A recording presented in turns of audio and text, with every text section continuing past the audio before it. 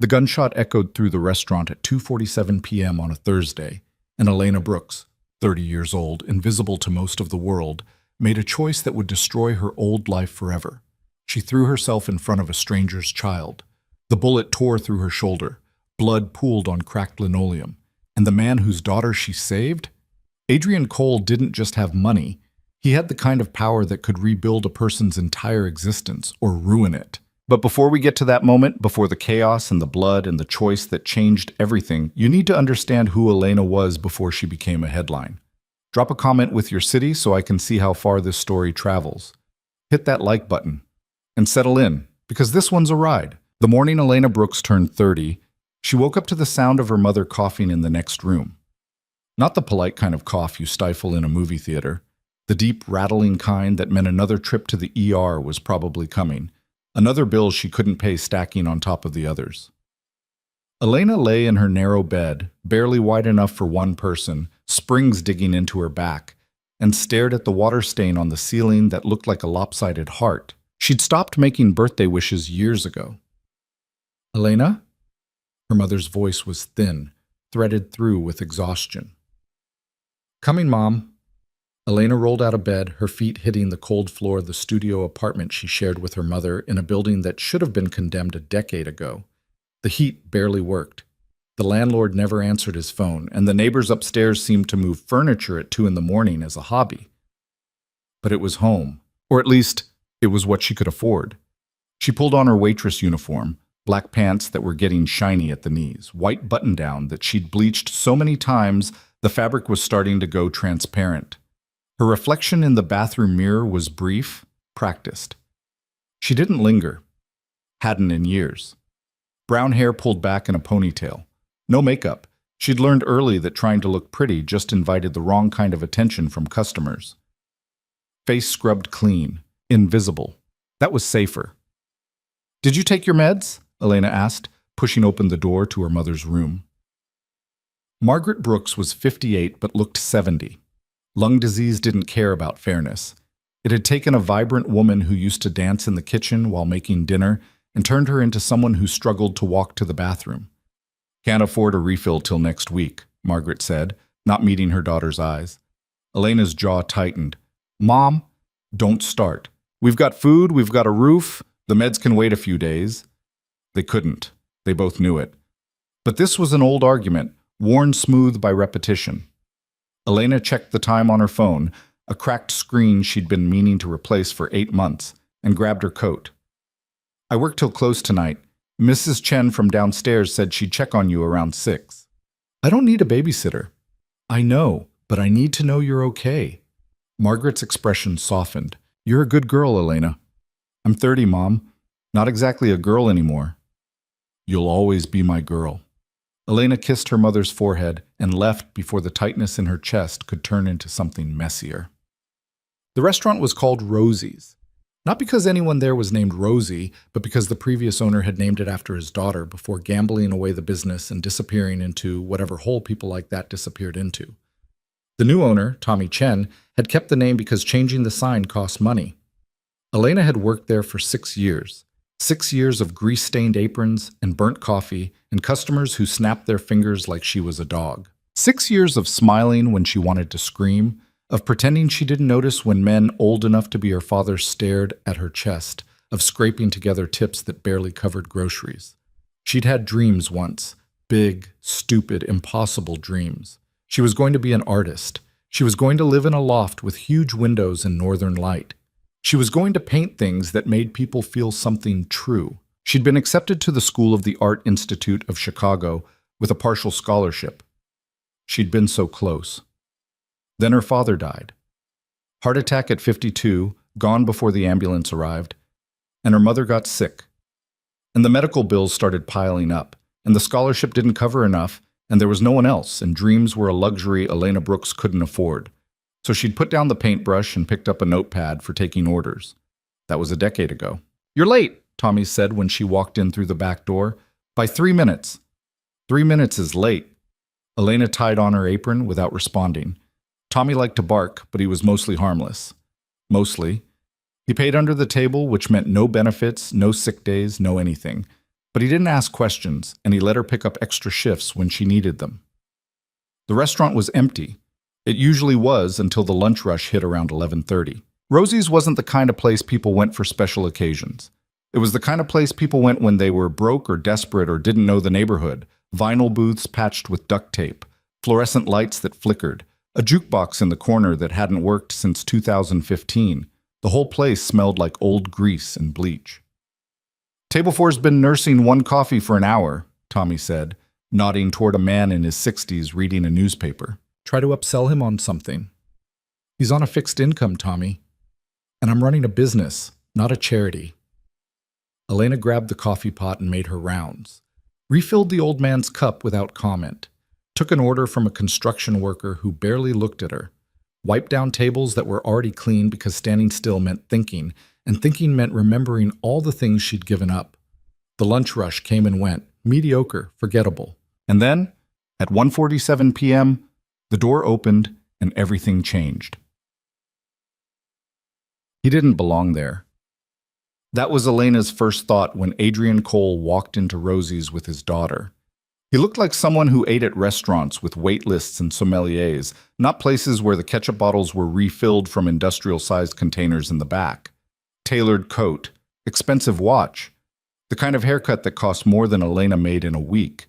And his face, sharp jaw, dark eyes, the kind of handsome that wasn't friendly. It was the handsome of someone who'd learned early that people wanted things from him. He was holding the hand of a little girl, maybe 4 or 5, with dark curls and huge brown eyes that looked too sad for a kid that young. "Sit anywhere," Elena said automatically, because that's what you said at Rosie's. Adrian scanned the restaurant like he was evaluating a potential threat. His gaze lingered on the cracked vinyl, the flickering lights, the suspicious stain on the wall that Tommy insisted was vintage character. The little girl tugged on his hand. "Daddy, I'm tired." His expression shifted, just barely, just enough that Elena noticed. The hard edges softened. "I know, sweetheart. Let's sit down." They chose a booth by the window. The girl, Rosie, Elena would learn later, though the coincidence wouldn't hit her until much later, climbed onto the seat and immediately slumped against her father's arm. Elena approached with menus and water glasses. "Can I get you folks started with something to drink?" "Coffee, black," Adrian said without looking at her. Elena was used to that, being looked through instead of at. "And for you, sweetie?" Elena directed the question to Rosie, crouching down a little so they were eye level. The girl didn't respond, just buried her face in her father's coat. "She's had a difficult morning," Adrian said, and there was something in his voice, not quite an apology, not quite an explanation. Elena noticed the hospital bracelet on Rosie's tiny wrist, the kind they gave kids in the ER. "Rough day?" Elena asked gently. Adrian's jaw tightened. "You could say that." "Well," Elena set the menus down. "We've got chocolate cake that's pretty good at making rough days better. And it comes with ice cream if you ask nicely." Rosie peeked out from her father's coat. "Chocolate?" "The good kind, with fudge frosting." "Can I have some, Daddy?" Adrian looked at Elena properly for the first time. Really looked at her. And for a second, just a second, something passed between them. Recognition, maybe. Not of each other, but of something shared. Exhaustion. The weight of carrying someone else's pain. "It's 1:30 in the afternoon, he said. "Best time for cake," Elena replied. "Before dinner, after breakfast, prime cake hours." The corner of his mouth twitched, almost a smile. "You make a compelling argument." "I've had practice." "Fine. 1 slice of chocolate cake, with ice cream." "And a Brave Day candle," Elena added. Rosie's eyes widened. "What's a Brave Day candle?" "It's a special candle for kids who had to be brave today. You make a wish and blow it out, and the wish comes extra true because you earned it." It was something Elena had made up on the spot, something she would have wanted when she was little and scared. "Can I really have one?" Rosie asked. "Absolutely." Adrian was staring at her now with an expression she couldn't quite read. "That's not on the menu." "No," Elena agreed, "but brave kids get special treatment." She headed back to the kitchen before he could respond, before the tightness in her chest could become something visible. because that little girl with the hospital bracelet and the sad eyes reminded Elena of herself at that age. Scared, trying to be good, hoping someone would notice. Tommy was smoking by the back door, which was definitely a health code violation, but Elena had long since stopped caring about things like that. "We have any birthday candles?" she asked. "What?" "Candles, the little ones." Tommy shrugged. "Check the drawer by the register. Why?" "Just need one." She found a pink candle stub, probably left over from someone's birthday years ago. She cut a generous slice of chocolate cake, bigger than the menu portion, added 2 scoops of vanilla ice cream, and stuck the candle in the center. When she carried it out to the table, Rosie's whole face lit up. "You really got me a candle." "I promised, didn't I?" Elena set the plate down and pulled a lighter from her apron pocket. She lit the candle, the small flame dancing between them. "Make a wish," Elena said. "A good one." Rosie squeezed her eyes shut, her little face scrunched in concentration. Then she took a deep breath and blew out the candle in one try. "What did you wish for?" Adrian asked. "Can't tell, or it won't come true," Rosie said seriously. Elena caught Adrian's eye. He mouthed the words, "Thank you." She nodded and stepped back to give them privacy. But she kept watching from across the room as that little girl ate her cake with the kind of joy that only kids can manage, the kind that's so pure it hurts to witness. And she watched Adrian watch his daughter, his whole body finally relaxing, the tension in his shoulders easing. For a moment, Rosie's restaurant felt a little less like a dump, and a little more like a place where something good could happen. Elena didn't know, couldn't have known, that in less than 10 minutes, she'd make a choice that would crack her life wide open. The young man came in at 2:14 p.m. Elena noticed him immediately because he didn't fit. Wrong energy, twitchy. His eyes kept darting around the restaurant like he was cataloging exits. He was maybe 22, 23, thin in the way that spoke of missed meals and bad decisions. Dirty jeans. Hoodie pulled up even though it wasn't cold outside. Every instinct Elena had developed from 6 years of reading customers started screaming. She moved toward the register, hand already reaching for her phone in her apron pocket. "We're open," Tommy called from the kitchen, oblivious. The young man's hand went to his waistband, and Elena saw the gun. It wasn't a big gun, not like in movies, just a small black handgun that looked almost fake in his shaking hand. "Nobody move," his voice cracked on the words. I just need the money from the register. That's all. Nobody has to get hurt." The restaurant went silent. The construction worker at the counter slowly raised his hands. The old man with the newspaper froze. Tommy appeared in the kitchen doorway, face going pale, and Elena's eyes went immediately to the booth by the window. Adrian had pushed Rosie behind him, his body a shield, but he was too slow, too far away, and the gunman was panicking, his finger on the trigger, the weapon swinging wildly as he shouted, "I said don't move, don't—" The gun fired. Later, people would ask Elena why she did it, why she ran toward the danger instead of away from it, why she threw herself between a bullet and a child she'd met 15 minutes ago. She never had a good answer. Maybe it was because she'd spent 10 years disappearing, making herself small, asking for nothing. Maybe it was because that little girl deserved better than being shot in a restaurant on a Thursday afternoon. Maybe it was because for once, just once, Elena wanted to matter. Or maybe it was simpler than that. Maybe she just moved.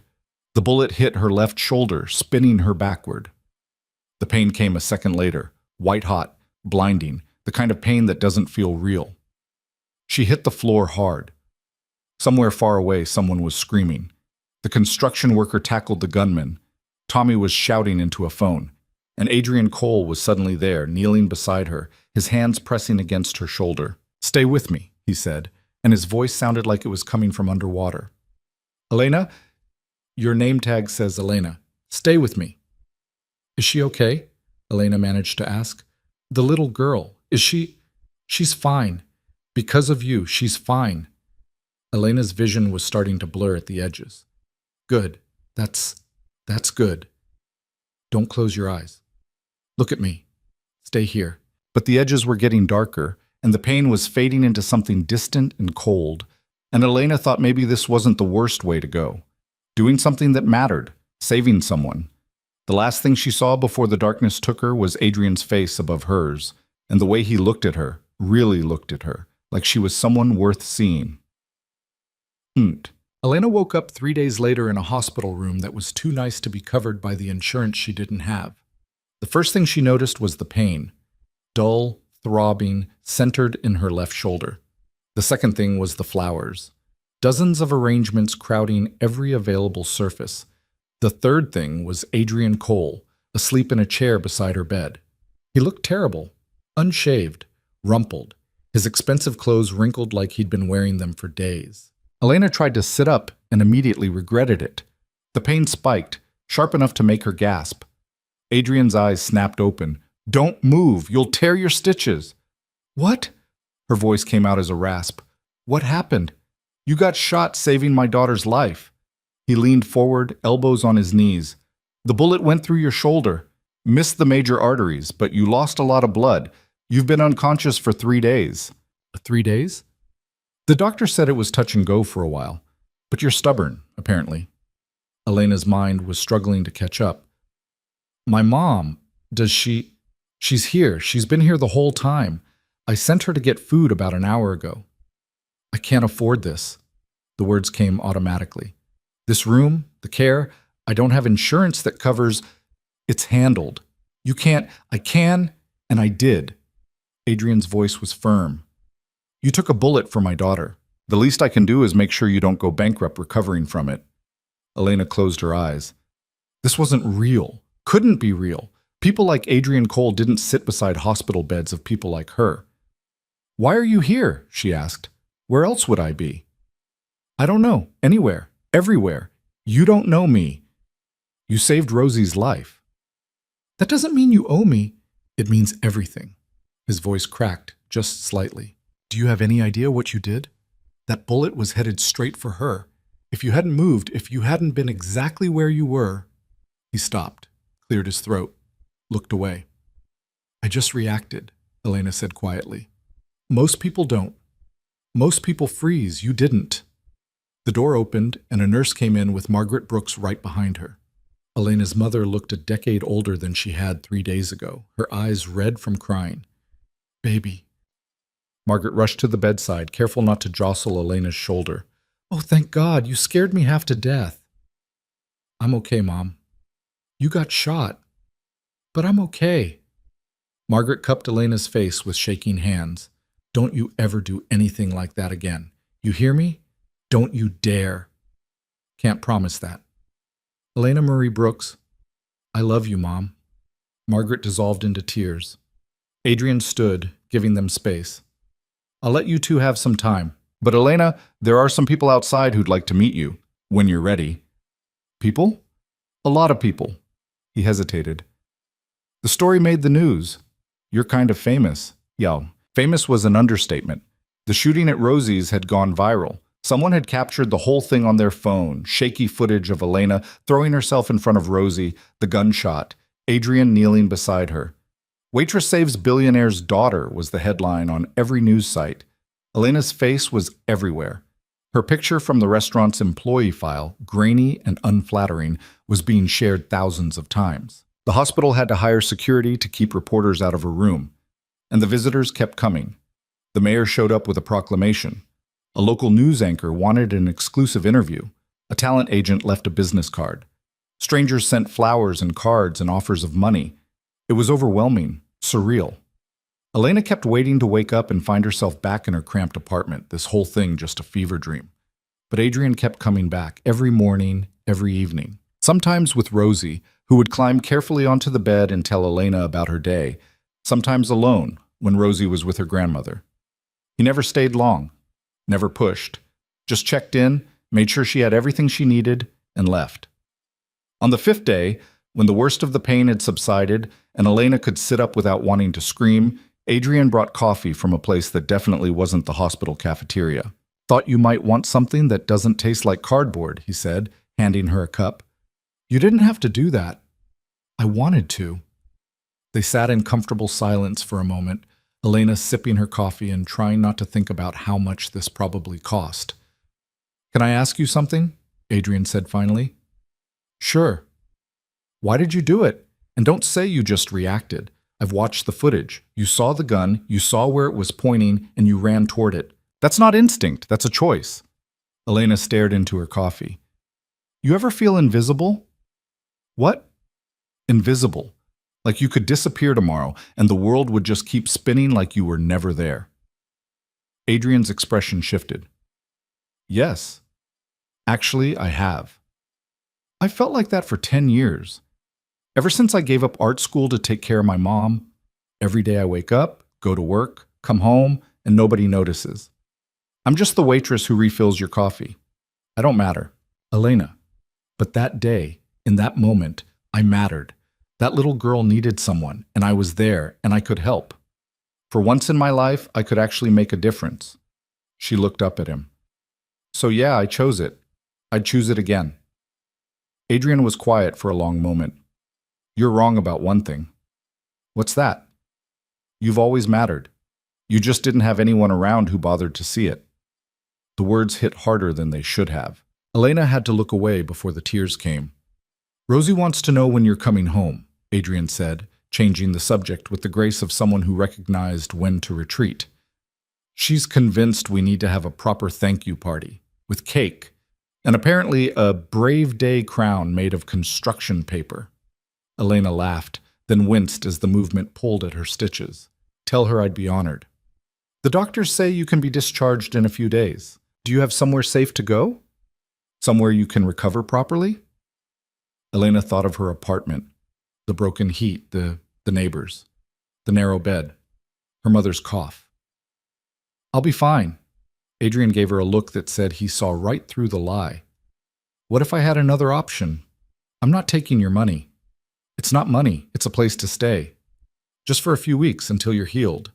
Somewhere safe and quiet, with space for your mother too. Adrian, please. The word came out raw. Let me do this. You saved my daughter's life. You almost died. The least I can do is make sure you have a decent place to recover. Elena wanted to say no. Pride demanded it, but her shoulder hurt and she was so tired, and the thought of going back to that apartment made her want to cry. Just until I'm healed, she said finally. Just until you're healed, Adrian agreed. He was lying, though. They both were. Because what started in that hospital room, what began with coffee and quiet conversations and a billionaire who kept showing up, was already becoming something neither of them could walk away from. Elena just didn't know it yet. Done. 2 weeks later, Elena was discharged from the hospital with her arm in a sling, a bottle of painkillers, and instructions to take it easy for at least a month. The temporary apartment Adrian had arranged turned out to be a penthouse in a building with a doorman. Elena stood in the marble lobby, her mother beside her, and seriously considered turning around. This is too much, she whispered. It's just for a few weeks, Margaret said, though her eyes were as wide as Elena's. The doorman smiled. Ms. Brooks? Mr. Cole is expecting you. 18th floor. The elevator had mirrors and soft lighting and probably cost more than Elena's entire yearly salary. She watched her reflection rise through the building, a woman in second-hand clothes with a sling on her arm, looking completely out of place. The doors opened directly into the apartment. No hallway. No neighbors. Just straight into a space so big Elena couldn't process it at first. Floor-to-ceiling windows overlooking the city. Hardwood floors that gleamed, furniture that looked like it came from magazines. A kitchen with appliances Elena didn't recognize. 2 bedrooms, each with its own bathroom. And light. So much natural light. Holy mother of... Margaret stopped herself. Adrian appeared from one of the bedrooms, Rosie trailing behind him. Welcome, I hope it's suitable. Suitable? Elena's voice came out higher than intended. This is... You can't... I can't afford... You're not paying for it. It's one of my properties. It was sitting empty anyway. Adrian, this is insane. Elena! Rosie ran over, carefully avoiding Elena's injured side. You're here. Daddy said you were coming, and I made you a card and Mrs. Chen helped me with the spelling. She thrust a piece of construction paper into Elena's hand. The card was covered in crayon drawings of flowers and stick figures, with "Thank you for being brave" written in careful letters. Elena's throat tightened. This is beautiful, sweetheart. Do you like your new home? It's not... Elena caught Adrian's expression. It's wonderful. Thank you. Come see your room. It has a big bed and everything. Rosie grabbed Elena's good hand and pulled her toward the bedrooms. Margaret followed, leaving Adrian in the living room. The bedroom was bigger than Elena's entire studio apartment. King-size bed with white linens, a dresser, a desk by the window. And in the corner, almost hidden, an easel. Elena stopped dead. Beside the easel was a set of oil paints, professional grade, the kind she used to dream about in art school, canvases stacked against the wall, brushes in every size. I remembered you said you used to paint, Adrian said from the doorway. Thought you might want to try again, while you're recovering. Elena couldn't speak, couldn't process this, any of this. This is too much, she managed finally. It's just paint and canvas. You know it's not. Adrian stepped into the room, his voice going soft. You saved my daughter's life, Elena. You almost died doing it. If letting you stay in an empty apartment and giving you some art supplies makes me feel slightly less like I owe you everything, then please, let me have that. You don't owe me anything. I owe you the world. They stood there, the air between them charged with something Elena didn't have a name for, something that felt dangerous and thrilling and completely terrifying. Rosie broke the moment by climbing onto the bed. This mattress is bouncy. Watch. She started jumping, and Adrian moved to stop her, and Elena laughed despite herself, and just like that, the tension broke. That night, after Adrian and Rosie left and Margaret had fallen asleep in the other bedroom, Elena stood at the window overlooking Chicago. The city glittered below her, 1,000 lives playing out in 1,000 windows. She thought about the path that had brought her here, the choices and the compromises, the dreams deferred and the years disappeared. She thought about the woman she'd been 3 weeks ago, invisible, exhausted, convinced she didn't matter. And she thought about the gun and the split-second choice and the way everything had changed in the space of a heartbeat. Elena Brooks had spent a decade being afraid of risk, afraid of wanting too much, afraid of being seen. But standing in this borrowed apartment with her shoulders still aching and her future suddenly uncertain, she felt something she hadn't felt in years. Hope. It was terrifying. It was everything. And somewhere across the city, in another penthouse with another view, Adrian Cole sat in his study and tried to work, tried to focus on contracts and meetings and the empire he'd built. But his mind kept drifting to a waitress with sad eyes and unexpected courage. A woman who'd thrown herself in front of a bullet without hesitation, who'd smiled at his daughter like she was precious, who looked at his wealth and his power and his carefully constructed life and saw straight through to the loneliness underneath. He'd told himself this was about gratitude, about debt, about making sure she was taken care of because that's what decent people did. He was lying. He'd been lying since the moment he saw her on that restaurant floor, bleeding out while asking if Rosie was okay. Adrian Cole had spent 3 years burying himself in work after his wife died. 3 years of being a good father but a hollow man. 3 years of going through the motions while feeling nothing. Until a shy waitress in a rundown restaurant reminded him what it felt like to care. He picked up his phone. Put it down. Picked it up again. Then he texted Elena. Get some rest. I'll check on you tomorrow. Her response came a minute later. Thank you for all of this. I don't deserve it. Adrian stared at those words for a long time before typing back. You deserve everything good the world has to offer. You just haven't realized it yet.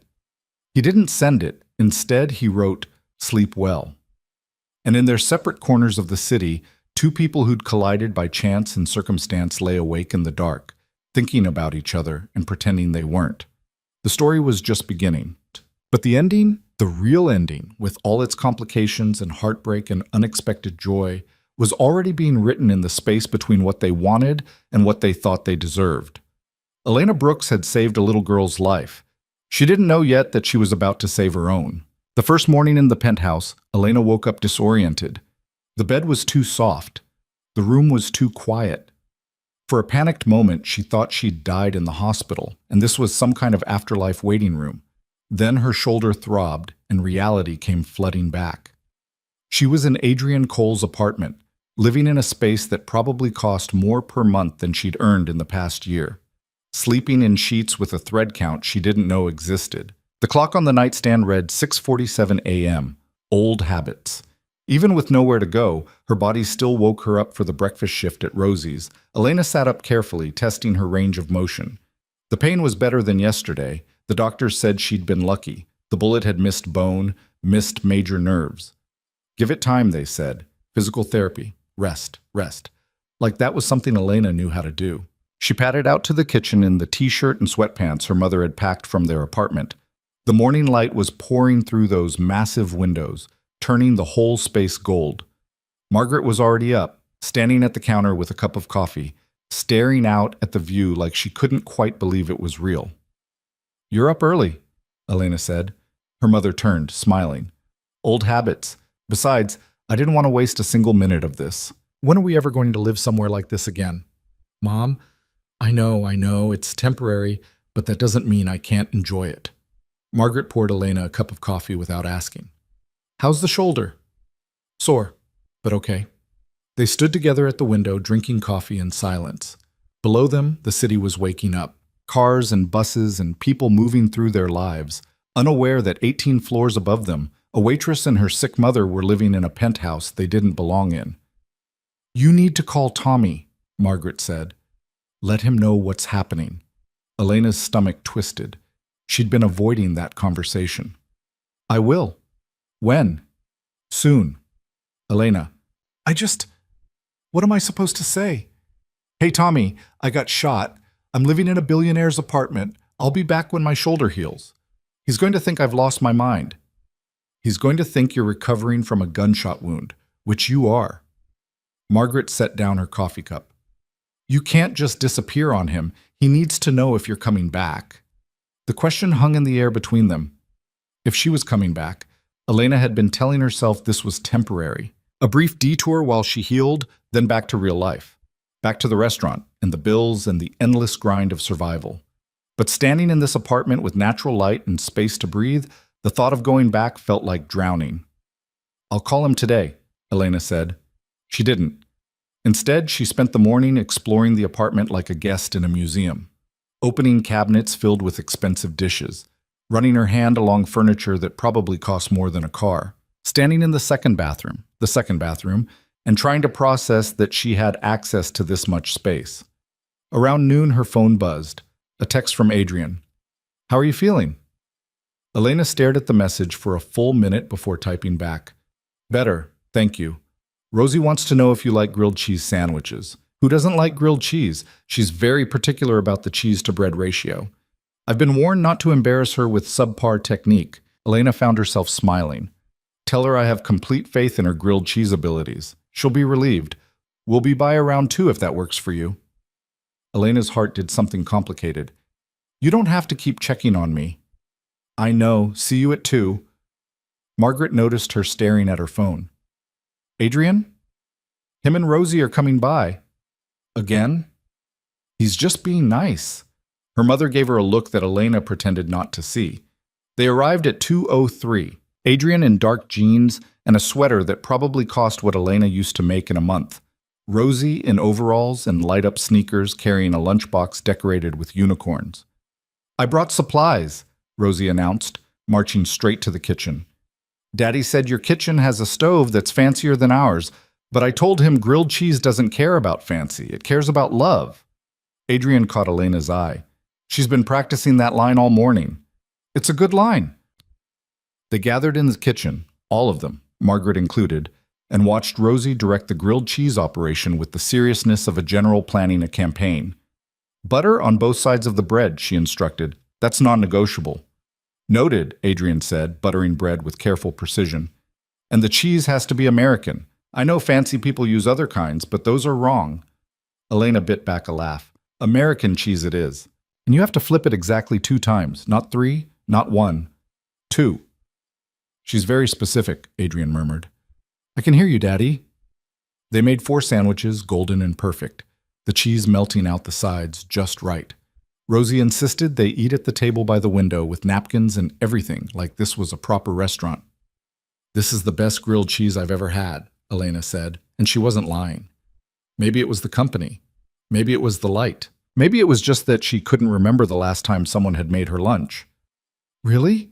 Rosie's face lit up. "Really, truly." Better than your restaurant makes? Elena thought of Rosie's, with its industrial griddle and processed cheese slices, and Tommy's philosophy that food was fuel, nothing more. Way better, Rosie beamed. Then, without warning, she climbed out of her chair and very carefully crawled into Elena's lap, avoiding her injured shoulder. I'm glad you're okay, she said quietly. I was really scared when you got hurt. Elena's throat tightened. I'm okay, sweetheart. See? All healing up. Daddy said you saved my life. He said if you weren't there, I might not be here. And that means you're the bravest person in the whole world. Elena looked at Adrian, who was watching them with an expression she couldn't quite read, something raw and unguarded. I think you're pretty brave too, Elena said.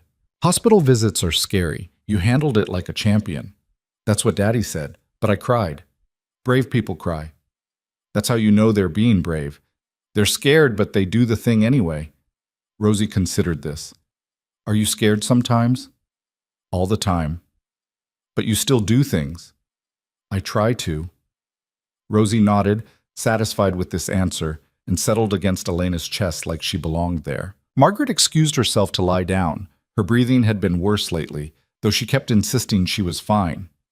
Adrian started cleaning up the kitchen, waving away Elena's offer to help. You're recovering. I've got it. It's your apartment, which is why I know where everything goes. Elena watched him move through the kitchen with easy familiarity, this billionaire doing dishes in designer jeans, and felt the world tilt slightly. Can I ask you something? She said. Sure. Why are you doing all this? And don't say it's because I saved Rosie. There's a difference between gratitude and... She gestured vaguely at the apartment, at him, at everything, all of this. Adrian was quiet for a long moment, his hand stilling in the soapy water. You want the honest answer? Please. I don't know. He turned to face her. I've been trying to figure it out myself. At first it was gratitude, you're right.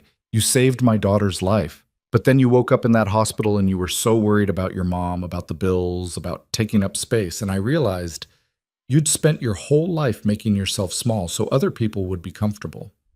That's not... It is. You apologize for getting shot, Elena. You took a bullet, and your first instinct was to say sorry for the inconvenience. The words hit harder than they should have. So maybe I'm doing this because someone should have done it years ago, Adrian continued. Maybe I'm doing this because my daughter looks at you like you hung the moon, and I haven't seen her that happy since her mother died. Or maybe I'm doing this because when I sit in this apartment that's been empty for 2 years because I couldn't bring myself to sell it, or rent it, or do anything with it, and I see you here, it feels less empty. The air between them went very still. Rosie stirred in Elena's lap. I'm sleepy. Let's get you home then, Bug. Adrian's voice was carefully neutral. Say goodbye to Elena. Can we come back tomorrow? If Elena wants visitors. Rosie looked up at Elena with those huge brown eyes. Do you want visitors? Always, Elena said, and meant it. After they left, the apartment felt bigger, quieter. Elena stood at the window with her good arm wrapped around herself and tried to process what had just happened. Adrian Cole had just confessed. What exactly? That he liked having her here, that his daughter was attached to her, that the apartment felt less empty? It wasn't a declaration, it wasn't even close to one, but it was something, and Elena had no idea what to do with it. The next 2 weeks fell into an unexpected rhythm. Adrian and Rosie came by almost every day. Sometimes for lunch, sometimes just to check in. Rosie would tell Elena about her day, preschool and playgrounds, and the very serious drama of who got to be the line leader. Adrian would make sure Elena had everything she needed, that her physical therapy was going well, that she was actually resting instead of just claiming to. And slowly, carefully, Elena started to paint again. It felt strange at first. She'd stand in front of the easel with a brush in her hand and nothing would come. 10 years of not creating had built up scar tissue in her imagination. But then she'd remember something. A moment. The way light hit water, the angle of Rosie's smile, the shadows in Adrian's eyes when he thought no one was looking, and the brush would move. The first painting was terrible, muddy colors and confused composition. Elena almost threw it out. The second one was better. By the third, she remembered why she'd loved this. The way paint could capture something true that words couldn't touch. the way a canvas could hold feelings too big for ordinary life. Margaret noticed, "You're painting again." "Just messing around." "Elena, you're glowing." "I'm not." "You are. I haven't seen you look like this in years." Elena cleaned her brushes, not meeting her mother's eyes. "It's just nice to have the time." "It's more than that." Margaret came to stand beside her, looking at the canvas. "This is good, baby. Really good. It's rough. It's alive. That's what matters." That night, Elena couldn't sleep. Her shoulder ached and her mind wouldn't quiet. She got up, intending to get water, and found herself in front of the easel instead. She painted until sunrise, lost in it, the way she used to be, the world narrowing down to color and light, and the feeling of something true taking shape under her hands. When Margaret found her in the morning, Elena had finished a portrait of Rosie, the little girl mid-laugh, joy radiating from every brushstroke. "Oh, Elena, I don't know what came over me. I saw her in my head and I had to get it out." "You should show Adrian." "No, it's not good enough." "It's beautiful. It's practice." But when Adrian came by that afternoon, Margaret betrayed her immediately. "Elena painted something for Rosie," she announced. Elena shot her mother a look of pure betrayal. "Mom." "What?" "You did." Adrian's expression shifted. "You paint?" "Used to. I'm just getting back into it." "Can I see?" Every instinct Elena had said no. It was too personal, too revealing. He'd see everything she was trying to hide in the brushstrokes, and the colors, and the way she'd captured his daughter. But Rosie was already pulling him toward the bedroom, chattering about Brave Day candles and grilled cheese, and Margaret was smiling like this was all part of some plan Elena hadn't been told about. Adrian stood in front of the painting for a long time, not saying anything, just looking.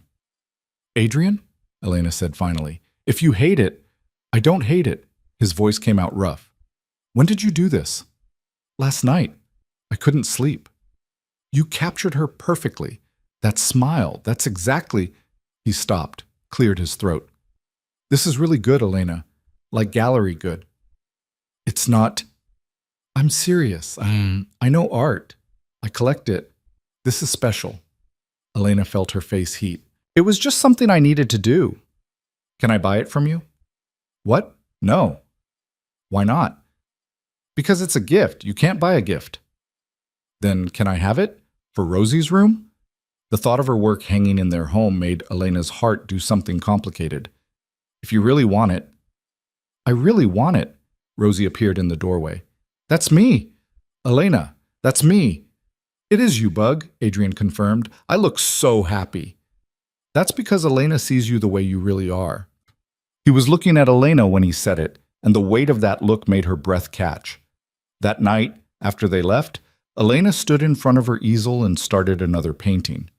This one of Adrian and Rosie together, the way they'd looked making grilled cheese, his careful focus, her wild joy. The love between them, obvious and uncomplicated. She painted until her shoulder screamed in protest, until Margaret dragged her away from the canvas, until the light was gone and the image was burned into her retinas. And when she finally slept, she dreamed of a life where she was allowed to want things, where she could paint and breathe and maybe, just maybe, matter to someone beyond what she could do for them. The physical therapy was brutal. Twice a week, Elena went to a clinic in a building so nice she kept checking to make sure she was in the right place. Her therapist was a woman named Marissa, who had the gentle demeanor of a kindergarten teacher and the grip strength of a professional wrestler. "You're compensating," Marissa said during their third session, watching Elena try to lift her arm. "It hurts. Pain is information. Listen to what it's telling you." "It's telling me to stop." "It's telling you to move differently. Big difference." Elena gritted her teeth and tried again. The scar tissue pulled, tight and angry, but her arm went higher than yesterday. "Better," Marissa said. "Keep that up, and you'll have full range of motion in a few months." "Months?"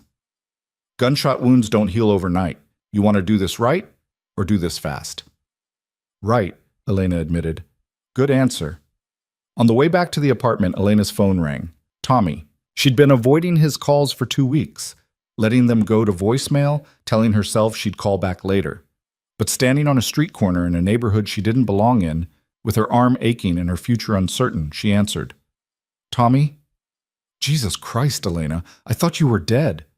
I'm sorry, I should have called." "Yeah, you should have. I had to find out from the news that one of my employees got shot. You know how that looked?" "I'm sorry. Stop apologizing and tell me when you're coming back." The question Elena had been avoiding. "I don't know." "What do you mean you don't know? The doctors said 6 weeks. It's been 3. You cleared for work or not?" "It's not that simple." "Seems pretty simple to me. You either can work or you can't." Elena closed her eyes. "I need more time." "How much time?" "I don't know, Tommy. I'm still in physical therapy. My shoulder's not fine. Take another month. But after that, I need to know. I can't hold your position forever." "I understand." "Do you?" His voice softened slightly. "Look, I get it. You've been through something terrible. But bills don't stop coming just because you got shot. You need this job, Elena." "I know." "Do you? Because from where I'm sitting, it looks like you've moved on to better things." The accusation stung. "It's not like that." "Then what's it like?" Elena didn't have an answer. Not one that made sense. Tommy sighed. 1 month, Elena. Then I need a decision." He hung up. Elena stood on the sidewalk, commuters streaming past her, and felt the walls of her borrowed life closing in. She was living in a penthouse she couldn't afford, painting in the middle of the night like she was someone who had the luxury of following dreams, eating grilled cheese sandwiches with a billionaire and his daughter, like this was normal, like she belonged. But she didn't belong. Not really. This was temporary, a brief escape from real life. Eventually, she'd have to go back to Rosie's restaurant, to the cramped apartment, to the version of herself who knew better than to want things she couldn't have. The thought made her want to cry. Instead, she went back to the penthouse, took her pain medication, and stared at the painting of Adrian and Rosie until the light faded. Margaret found her there, hours later. "You talked to Tommy." It wasn't a question. "He wants to know when I'm coming back." "What did you tell him?" "That I need time." "And do you? Need time?" Elena turned to look at her mother. "I don't know what I need anymore." Margaret sat down beside her, moving carefully. Her breathing was worse today. Elena could hear the rattle in her lungs. "You need to stop living for everyone else," Margaret said. "You gave up art school for me. You work yourself to the bone for me. You took a bullet for a child you didn't know. When are you going to do something just for Elena?" "I'm painting again. That's for me." "Is it? Or is it just another way to make yourself useful?" The words were too close to the truth. Elena looked away. "Baby, listen to me." Margaret took her hand. "I love you more than anything in this world, but watching you disappear yourself for the past 10 years has been the hardest thing I've ever done. Harder than being sick. Harder than losing your father. Mom, you deserve happiness, Elena. You deserve a life that's bigger than just survival. And if Adrian Cole is offering you a chance to figure out what that life could look like, maybe you should take it. It's not that simple." "Why not?" "Because people like me don't end up with people like him. That's not how the world works." "Who told you that?" "Nobody had to tell me. I have eyes." Margaret squeezed her hand, then opened them wider. "Look at how that man looks at you. Look at how his daughter lights up when you're around. Look at yourself in the mirror and see what I see. A woman who's brave and kind and talented and deserving of every good thing." Elena's eyes stung. "I'm scared." "Of what?" "Of wanting this. Of believing it could be real and then losing it." "Oh, baby." Margaret pulled her close, careful of her shoulder. "That's the risk of being alive. You might lose, but you might win, and you'll never know if you don't try." They sat together in the fading light, mother and daughter, holding on to each other the way they had for the past 10 years. Eventually, Margaret went to bed, her cough echoing through the apartment. Elena stayed by the window and watched the city glitter below. Her phone buzzed. "Adrian. Rosie wanted me to tell you that she showed her preschool teacher the painting you did. The teacher wants to know if you do commissions." Elena smiled despite herself. "Tell her I'm flattered, but I'm just getting back into it." She also wanted me to tell you that you should believe in yourself because brave people believe in themselves. She's pretty wise for a 4-year-old. She gets it from her mother. The mention of Adrian's late wife sent a jolt through Elena. They never talked about her, never acknowledged the ghost that surely lived in the spaces between them. I'm sure she was amazing, Elena typed. The response took a while. She was. But so are you. Elena stared at those words until they blurred. Get some sleep, Adrian. You too. But neither of them did. Elena because she was too wired, too confused, too aware that her borrowed time was running out. And Adrian because, across the city, he was sitting in his study thinking about a woman who'd crashed into his carefully controlled life and cracked it wide open. He'd meant what he said in the kitchen. He didn't fully understand why he was doing this, why he found excuses to see her every day, why Rosie's happiness had become tangled up with Elena's presence, why an empty apartment suddenly felt like home when she was in it. Caroline had been gone for 3 years. 3 years of grief and guilt and going through the motions. 3 years of being a good father, but a ghost of a husband, of a man, of a person. And then Elena Brooks threw herself in front of a bullet and reminded him what it felt like to be alive. It wasn't fair to her. He knew that. She was vulnerable and recovering and probably confused about what any of this meant. He should back off, give her space, stop finding reasons to see her. But he couldn't. Not when she looked at Rosie with such gentle affection. Not when she painted with the kind of focus that spoke of a passion too long denied. Not when she smiled, really smiled, and her whole face transformed into something radiant. Adrian picked up his phone, put it down, picked it up again. Then he called his lawyer. I need you to look into something, he said. The next morning, Adrian showed up at the penthouse at 8 a.m. with coffee and pastries from a bakery that definitely didn't deliver. We need to talk, he said. Elena's stomach dropped. This was it, the end of the fantasy. He'd realized she was too much trouble, too complicated, too ordinary for the life he lived. Okay, she said. They sat at the table by the window. Margaret had already left for a doctor's appointment, so it was just the two of them and the city stretched out below. I did something, Adrian said, and I need you to not be angry about it. That's not a great start to a conversation. I know, but hear me out. He pulled out a folder. I had my lawyer look into your mother's medical situation. Elena's blood went cold. Adrian, the bills, the insurance denials, the treatment she should be getting but can't afford. I saw all of it. You had no right. I know, and I'm sorry. But Elena, she's not getting the care she needs. The medication alone is none of your business. It is if I'm making it my business. Elena stood up, anger flooding through her. You can't just throw money at my problems and expect me to be grateful. I'm not asking you to be grateful. I'm asking you to let me help. Why? So I'll owe you? So you can feel good about yourself? Adrian stood too, his voice rising to match hers. So your mother doesn't die because you're too proud to accept help. The words hung in the air between them, sharp and terrible. Elena's hands were shaking. Get out. Elena, I said get out. Take your folder and your money and your savior complex and leave. I'm not trying to save you. Then what are you trying to do? I don't know. The admission came out raw. I don't know what I'm doing. I just know that I can help and I want to help. And the thought of you going back to that restaurant and that apartment and that life where you disappear yourself is killing me. That's my life. Mine. You don't get to decide it's not good enough. That's not what I'm saying. Then what are you saying? Adrian ran his hand through his hair, frustrated. I'm saying that you matter, Elena. Your health matters. Your mother's health matters. Your art matters. You matter.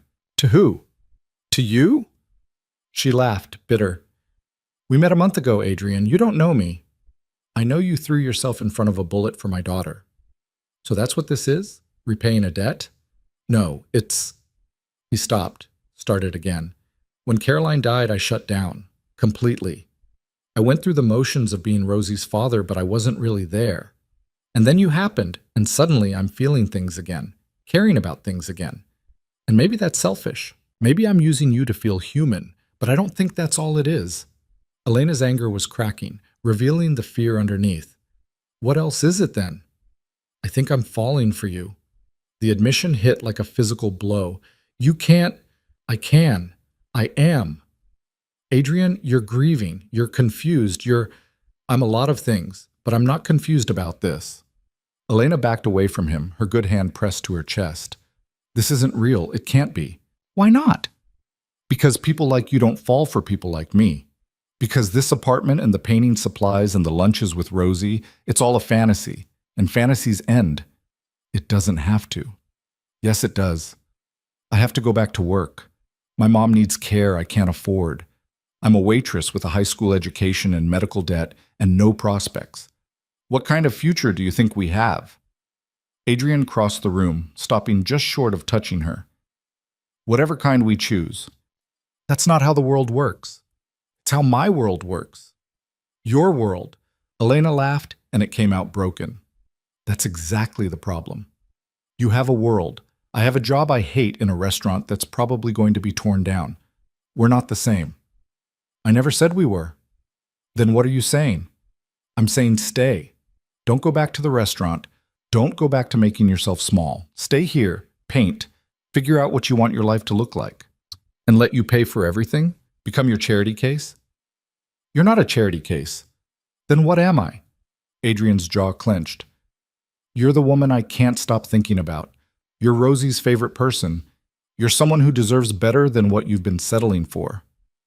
You don't know what I deserve. You're right, I don't. But I know you deserve more than working yourself to death in a job that doesn't value you to pay for medical care that should be covered. I know you deserve to paint without feeling guilty about it. I know you deserve to be seen. Elena's eyes were burning. Stop. Why? Because you're making me want things I can't have. Like what? Like this. She gestured at the apartment, at him, at everything. Like a life where I'm not just surviving, like... She stopped, but he heard what she didn't say. Like you. Adrian stepped closer. Elena. No, don't. She held up her hand. I can't do this. I can't let myself believe in this and then watch it fall apart. I can't. What if it doesn't fall apart? It will. It always does. Not if we don't let it. They stood there inches apart, the air between them charged with everything they weren't saying, everything they wanted and feared in equal measure. Elena's phone rang, shattering the moment. She answered without looking at the screen. Hello? Ms. Brooks. An unfamiliar voice, clinical, professional. This is Chicago General. Your mother was brought in by ambulance about 20 minutes ago. The world tilted. What happened? She collapsed at her doctor's appointment. We're running tests now, but you should come in. I'm on my way. She hung up, looked at Adrian. I have to go. I'll drive you. You don't have to. I'm driving you. And because Elena was too scared to argue, too terrified to be alone, she let him. Adrian's car was the kind that didn't need to announce itself. Sleek, black, the interior all leather and quiet power. Elena sat in the passenger seat with her hands clenched in her lap, watching the city blur past, and tried to remember how to breathe. She's going to be okay, Adrian said. You don't know that. No, but believing the worst doesn't help anyone. Elena didn't respond. She was too busy running through worst-case scenarios in her head. Lung collapse, pneumonia. Worse. She should have been there. Should have gone to the appointment instead of letting her mother go alone. Should have noticed she was getting worse, but she'd been too caught up in painting and Adrian and the fantasy that her life could be anything other than what it was. Adrian pulled up to the emergency room entrance. Go, I'll park and find you. Elena was already out of the car, moving through the automatic doors into the fluorescent hell of the ER waiting room. She gave her mother's name to the woman at the desk, who typed with the speed of someone who'd done this 10,000 times. Room 7. Through those doors, take a left. Elena found her mother on a gurney in a curtained-off space, oxygen mask on her face, looking small and fragile and terrifyingly mortal. Mom. Margaret's eyes opened. She pulled the mask down. I'm fine. They're being dramatic. You collapsed. I got dizzy. It's different. Mom, I'm fine, Elena. Stop looking at me like I'm dying. But the doctor who appeared a moment later didn't share Margaret's optimism. She was young, probably early 30s, with tired eyes and the kind of competence that came from too many night shifts. Miss Brooks, I'm Dr. Reeves. Your mother's oxygen saturation is dangerously low. We're going to admit her for observation and run some more tests, but I need to be honest with you. Her lung function is significantly compromised. How compromised? Without proper treatment and medication, we're looking at continued deterioration, potentially rapid. Elena felt the floor drop out from under her. What kind of treatment? There's a newer medication that's shown promising results for her condition, but it's expensive, and insurance often denies coverage initially. How expensive? Dr. Reeves hesitated. Around $3,000 a month, maybe more depending on dosage. $3,000. Elena made that in 2 months at the restaurant. Maybe. There are programs, Dr. Reeves continued. Patient assistance, payment plans. We have a social worker who can help you navigate options. Options. Like there were real choices when the choice was between your mother's life and bankruptcy. Okay, Elena said numbly. Thank you. After the doctor left, Elena sat in the plastic chair beside her mother's gurney and tried not to fall apart. I can hear you thinking, Margaret said. I'm not thinking anything. You're thinking about money. Someone has to. Not right now, you don't. Right now, you just need to sit with me. So Elena sat, held her mother's hand, watched the monitors beep and the IV drip, and tried to remember when everything had gotten so heavy. Adrian found her 20 minutes later. He took one look at her face and seemed to understand without asking. Can I get you anything? Coffee? Food? Elena shook her head. How's your mom? They're admitting her, running tests. It's bad, Adrian. He pulled up another chair, sat beside her. What did the doctor say? Elena told him. The medication, the cost, the options that weren't really options. Adrian was quiet for a long moment. Then, let me help. No. Elena, I said no.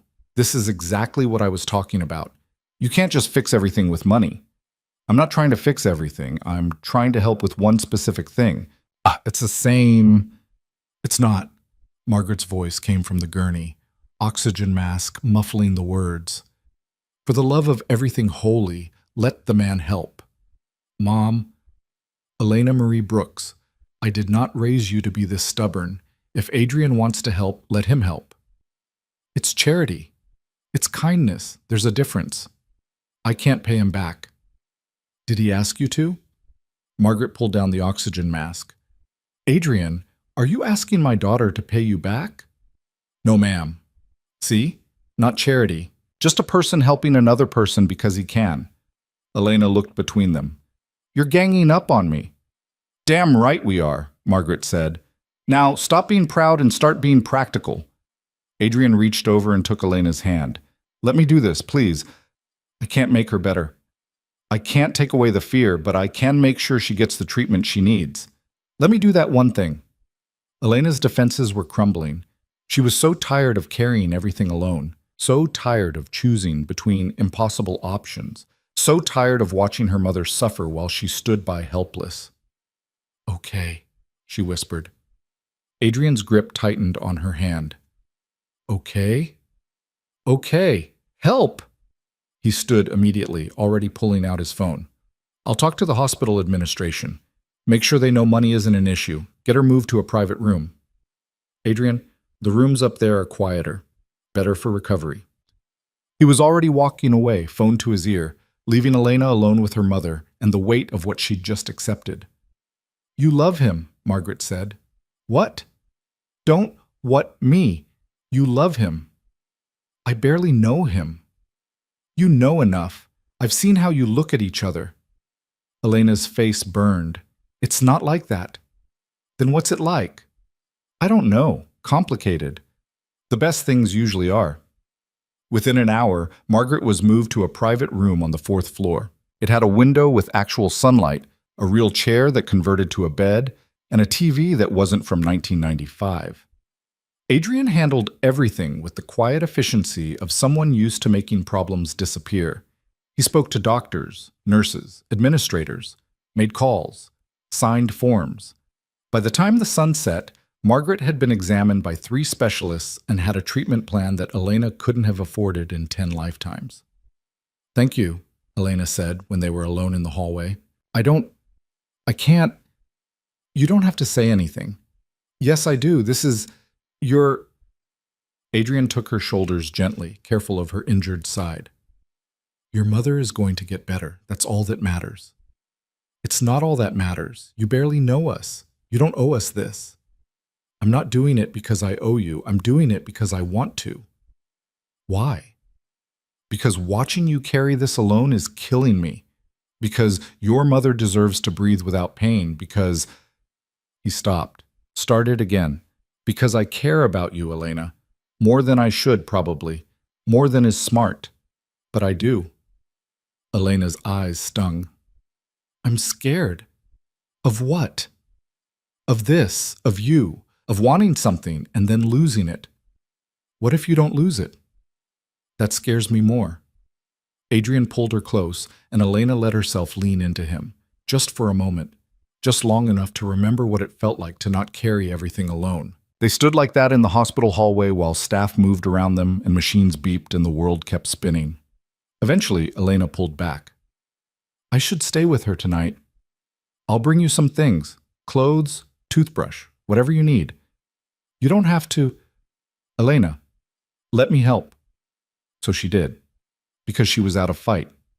Because her mother was sick and Adrian was here, and for once in her life, Elena was going to accept help without apologizing for needing it. Adrian left and came back an hour later with a bag packed by someone who actually knew what women needed. Clean clothes, toiletries, her sketchbook and pencils, snacks that weren't from a vending machine. Rosie wanted me to bring this, he said, pulling out a stuffed unicorn. She said it helps when you're scared. Elena took the unicorn, its rainbow mane soft under her fingers. Tell her thank you. Tell her yourself. She's demanding to visit tomorrow. She doesn't have to... Try telling her that. Elena almost smiled. Almost.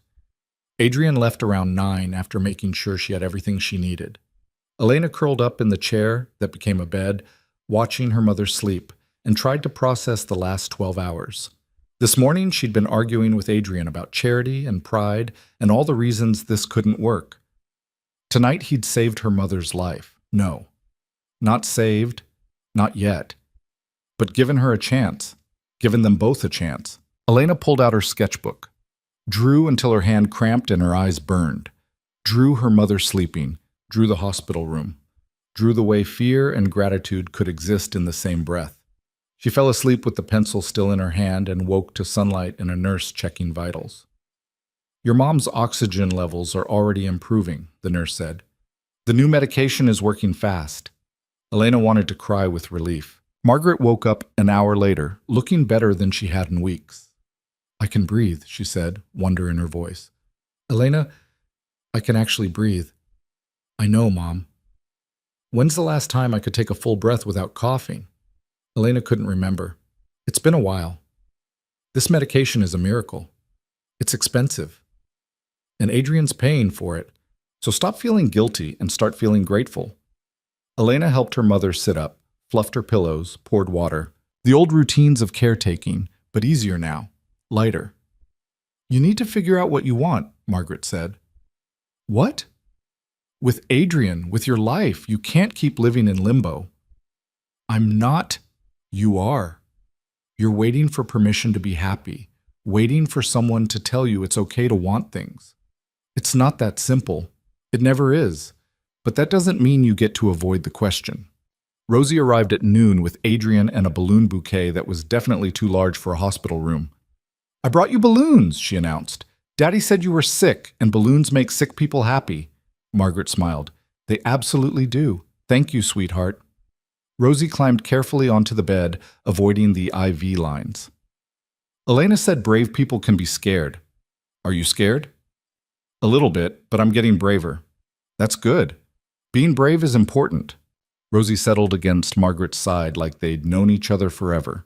Elena's the bravest person I know. She got shot, and she didn't even cry. I cried, Elena said. Just later. That still counts as brave.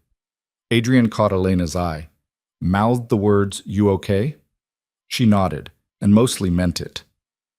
They spent the afternoon in that hospital room, an unlikely collection of people who were becoming something like family. Rosie colored pictures for Margaret. Adrian made calls in the hallway, but kept coming back to check on everyone. Elena watched them all and felt something in her chest crack open. This was what she'd been missing. Not money or fancy apartments or expensive medication. Connection, belonging, being part of something bigger than her own survival. Around 3, a woman appeared in the doorway. Mid-40s, impeccably dressed, with the kind of beauty that came from expensive maintenance and good genetics. "Adrian," she said, "we need to talk." Adrian's whole body went rigid. "Vanessa, what are you doing here?" "I heard about Margaret, thought I'd stop by." Her eyes swept the room, landing on Elena with laser precision. "You must be the waitress."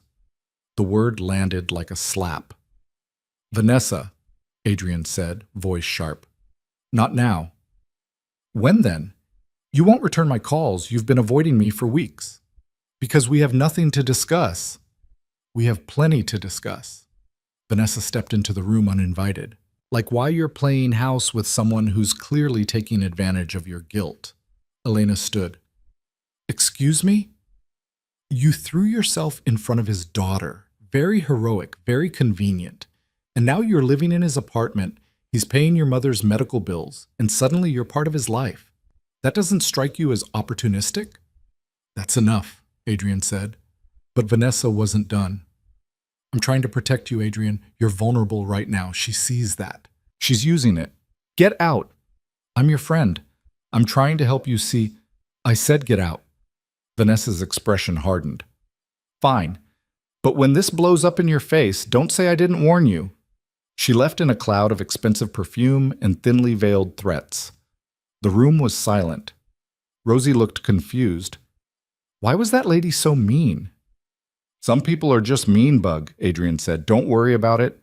But Elena was worrying about it, because Vanessa had said out loud all the things Elena had been thinking privately.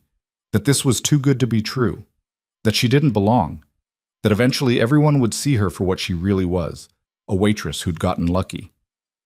"I should go," Elena said. "What? Why?" "I need some air." "Elena." But she was already moving, out of the room, down the hallway, into the stairwell where she could finally breathe. She made it 3 floors down before Adrian caught up to her. "Talk to me." "There's nothing to talk about."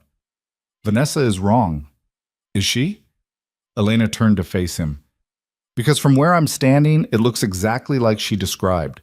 You feel guilty about what happened to me, so you're trying to fix it, and I'm letting you because I'm desperate. That's not what this is. Then what is it? I told you this morning, I care about you." "Why? Give me one good reason why someone like you would care about someone like me." "Oh, because you're kind and brave and talented and—" "Stop!" Elena held up her hand. "Those are things you like about me." "That's not the same as caring. You barely know me, Adrian. We met 6 weeks ago because I happened to be in the wrong place at the right time." "It's not about timing. It's about what? Love? You think you love me?" Adrian went very still. "I think I could, if you'd let me." The words hit like a punch to the chest. You don't mean that." "Don't tell me what I mean." "You're grieving. You're confused. I'm a grown man who knows his own mind, and I know that when I'm with you, I feel more alive than I have in 3 years. I know that Rosie lights up when you're around. I know that the thought of you going back to that restaurant and disappearing from our lives makes me physically sick. That's not love, Adrian. That's need. That's loneliness. It's real. Whatever it is, it's real." Elena shook her head. "People like Vanessa are going to keep showing up. They're going to keep questioning my motives, keep implying I'm using you. And eventually you're going to start wondering if they're right. I won't. You will. Because they're right about one thing. We don't make sense. A billionaire and a waitress. It's a fairy tale. And fairy tales don't happen to people like me. Elena, I need space. I need to think. Don't do this. Don't pull away because you're scared." "I'm not scared. I'm being realistic." "You're terrified. I can see it." Elena's composure cracked. "Of course I'm terrified. You're offering me everything I've ever wanted, and I know it's going to get ripped away, so forgive me for trying to protect myself." "From what?" "From you." The words echoed in the stairwell. Adrian stepped back like she'd hit him. I would never hurt you. Not on purpose, but you will. Because this doesn't work. We don't work. And the longer I pretend otherwise, the worse it's going to be when reality catches up. So what are you saying? You want to end this before it even starts? I'm saying I need time. I need to figure out my life without, she gestured helplessly, without all of this clouding my judgment. All of this meaning me.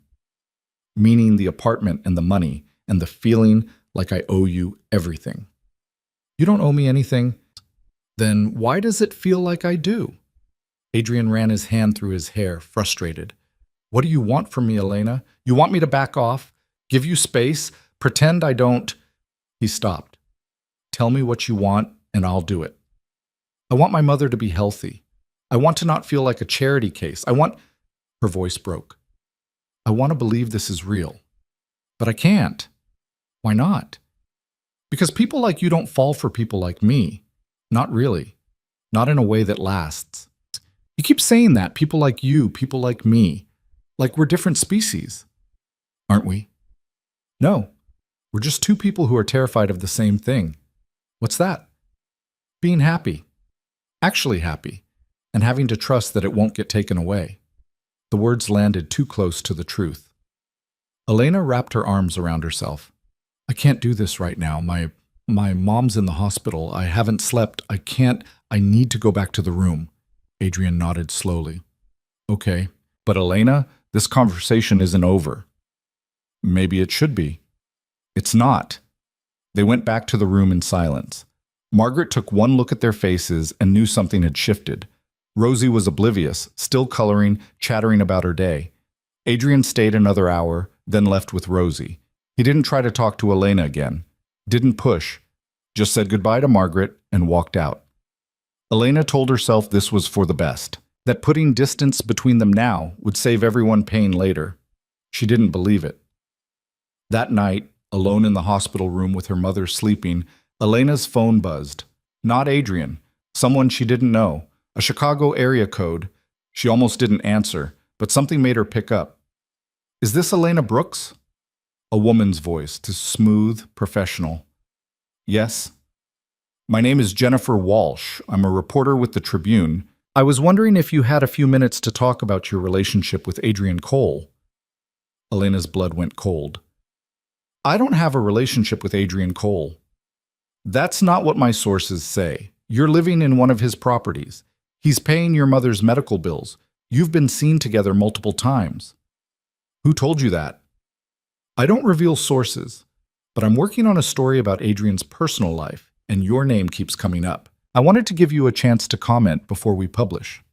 There's nothing to comment on. We're friends, that's all. Friends who live together and spend every day in each other's company. Friends whose relationship started with a dramatic rescue that's already been covered by every news outlet in the city. I'm not doing this. Don't call me again. Elena hung up, hands shaking. She should have known.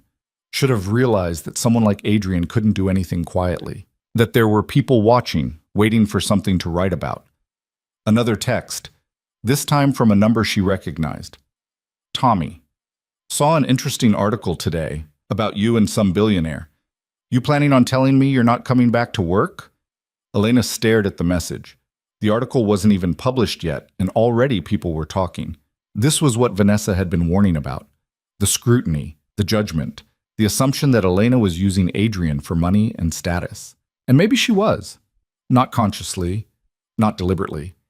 But she was living in his apartment, letting him pay for her mother's care, painting with supplies he'd bought. What did that make her, if not exactly what everyone was saying?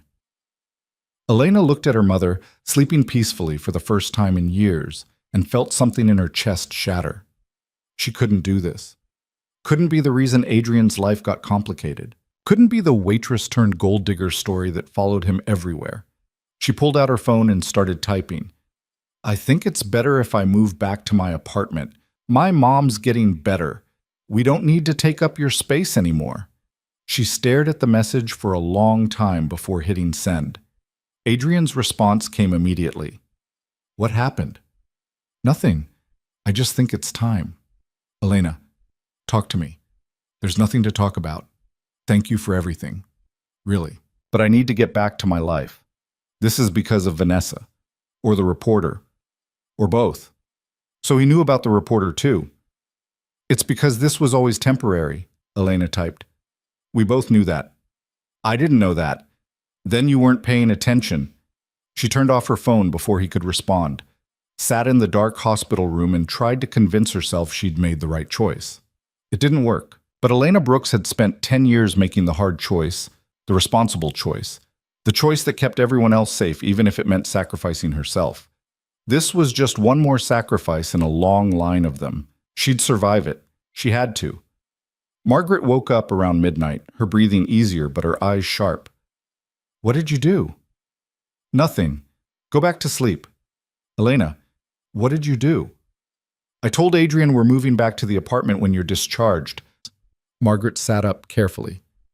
Why would you do that? Because it's time. Because people are talking. Because you're scared.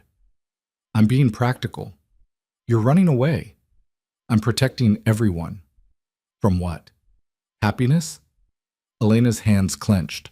From me ruining his life. From Rosie getting attached to someone who doesn't belong in their world. From having to trust that good things can happen to you. It's not that simple. It never is. But that doesn't mean you give up before you even try. I can't try, Mom. Don't you see that? Every news outlet in the city is going to make me into a villain. Every person in his life is going to assume I'm using him, and eventually he's going to believe them.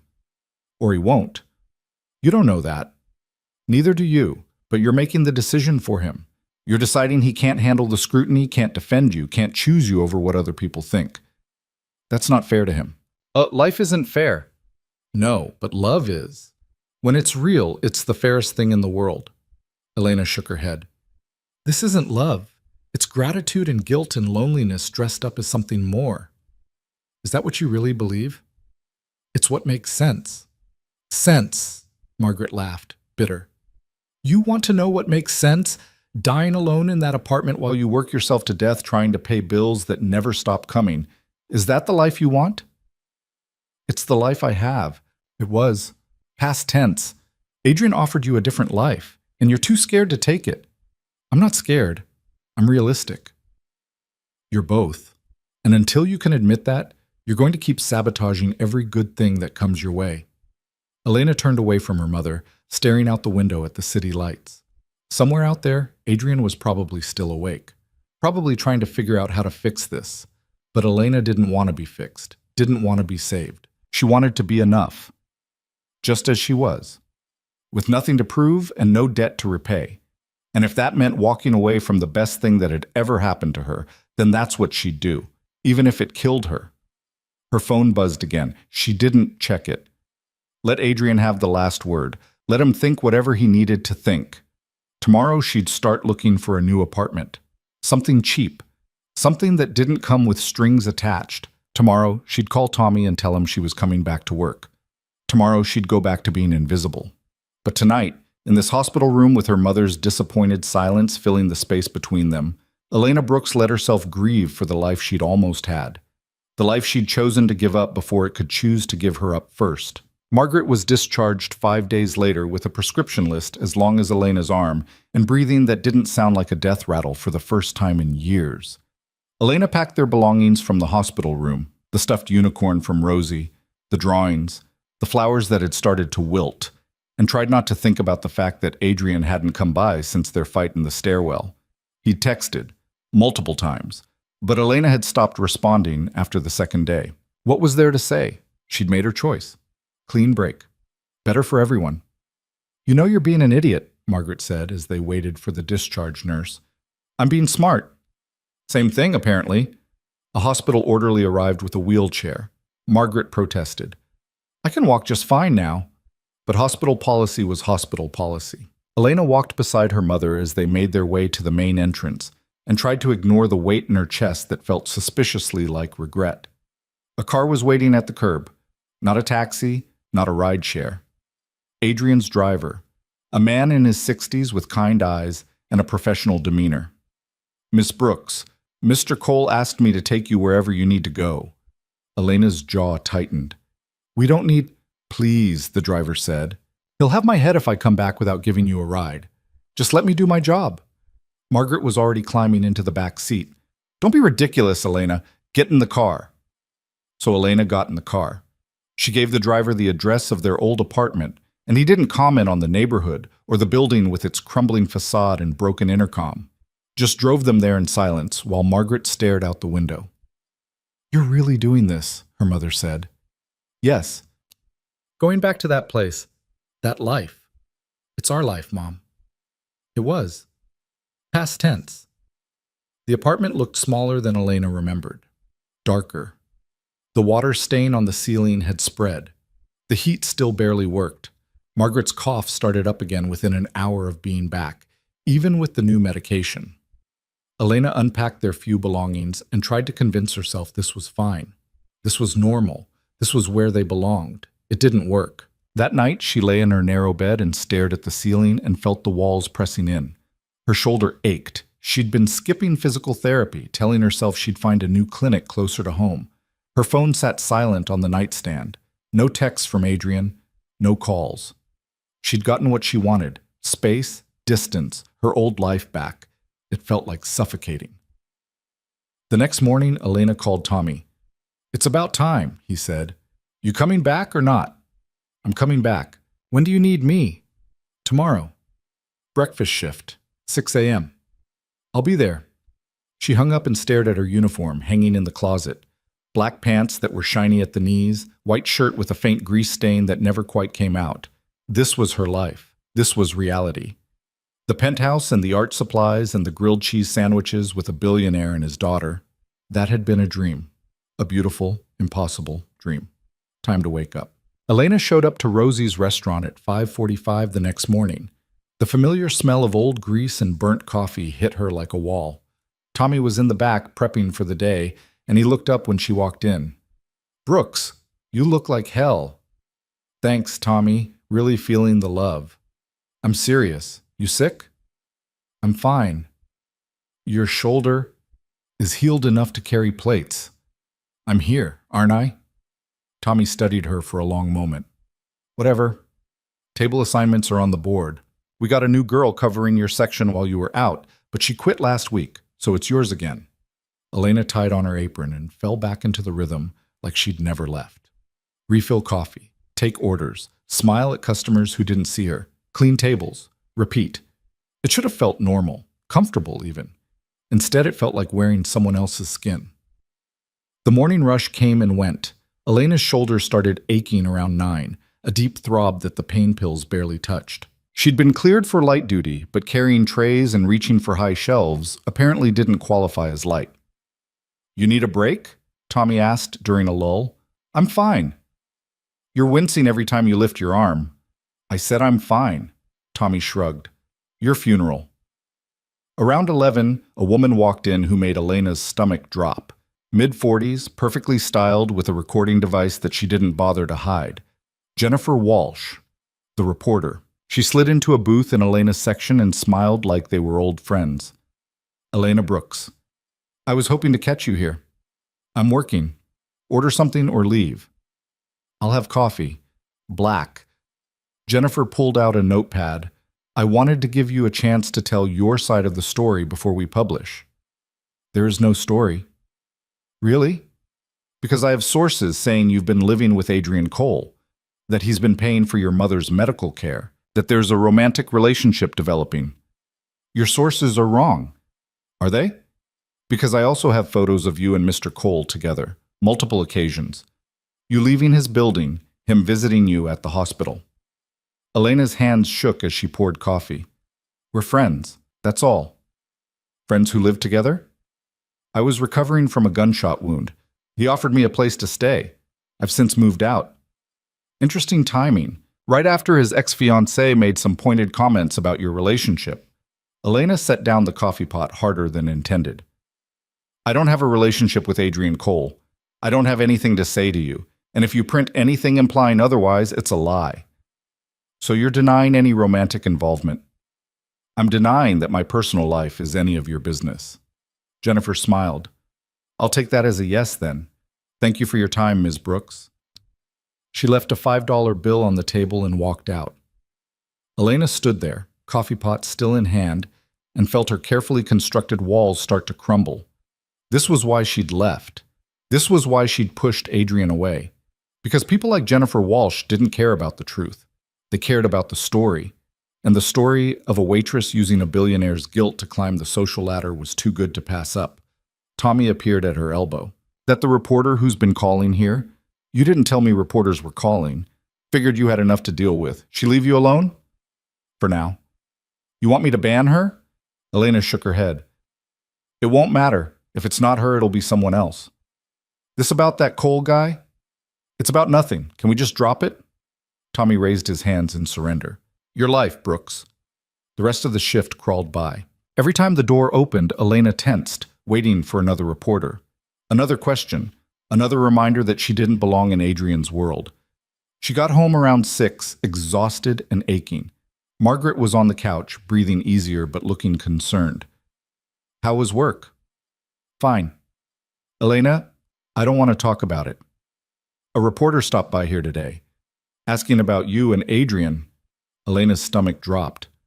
"What did you tell her?" "The truth.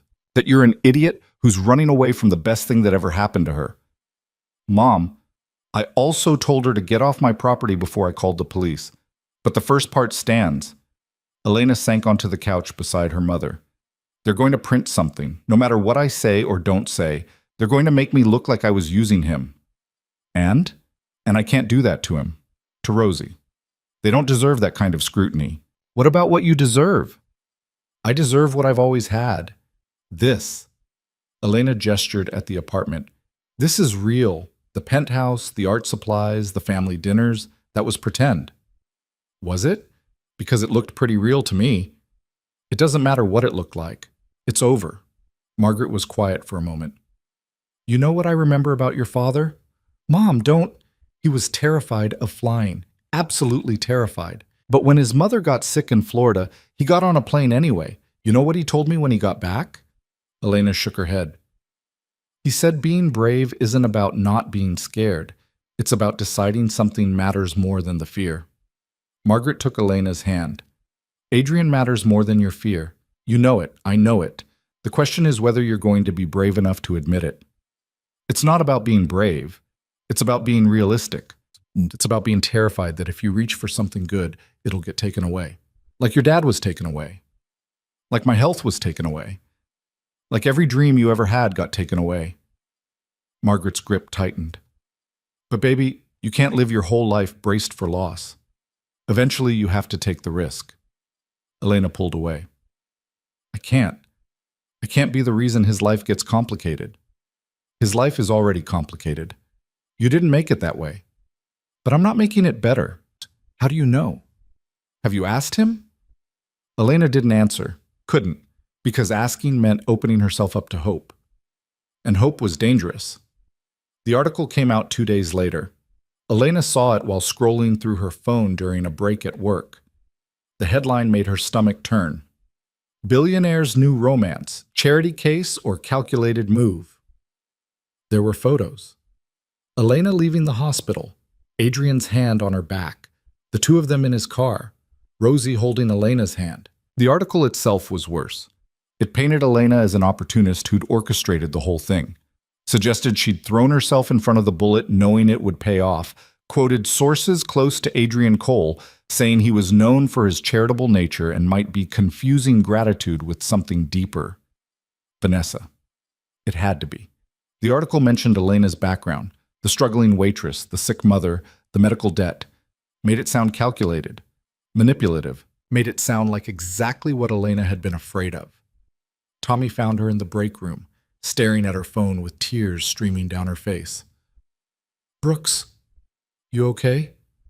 "I'm fine." "That article's a hit piece. Everyone knows those things are garbage." "Do they? Because it's already been shared 2,000 times. Tommy sat down beside her. "For what it's worth, I don't think you're using anybody. You called me a gold digger last week." "Yeah, well, I was being an ass. Point is, anyone who knows you knows you're not that person." "But nobody knows me, Tommy. That's the whole point. I'm just the waitress who got shot. That's all anyone sees." Then maybe it's time to be more than that. Elena looked at him. What?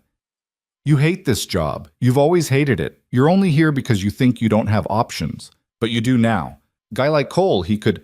I'm not using Adrian for his money. I'm not saying you should. I'm saying maybe he's offering you a chance to figure out what you actually want. And instead of taking it, you're hiding here because it's familiar. I'm not hiding. You're absolutely hiding. You've been hiding since the day you started here. The words hit harder than they should have. Elena stood up. My break's over. Brooks, I need to get back to work.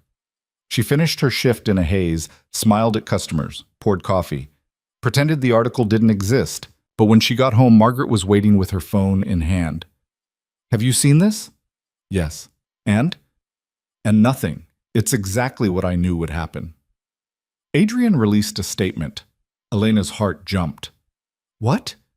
Margaret pulled up the article on her phone, a short statement from Adrian's publicist issued that afternoon. Ms. Brooks is a remarkably brave woman who saved my daughter's life. Any suggestion that she's acted inappropriately or with ulterior motives is both false and deeply insulting.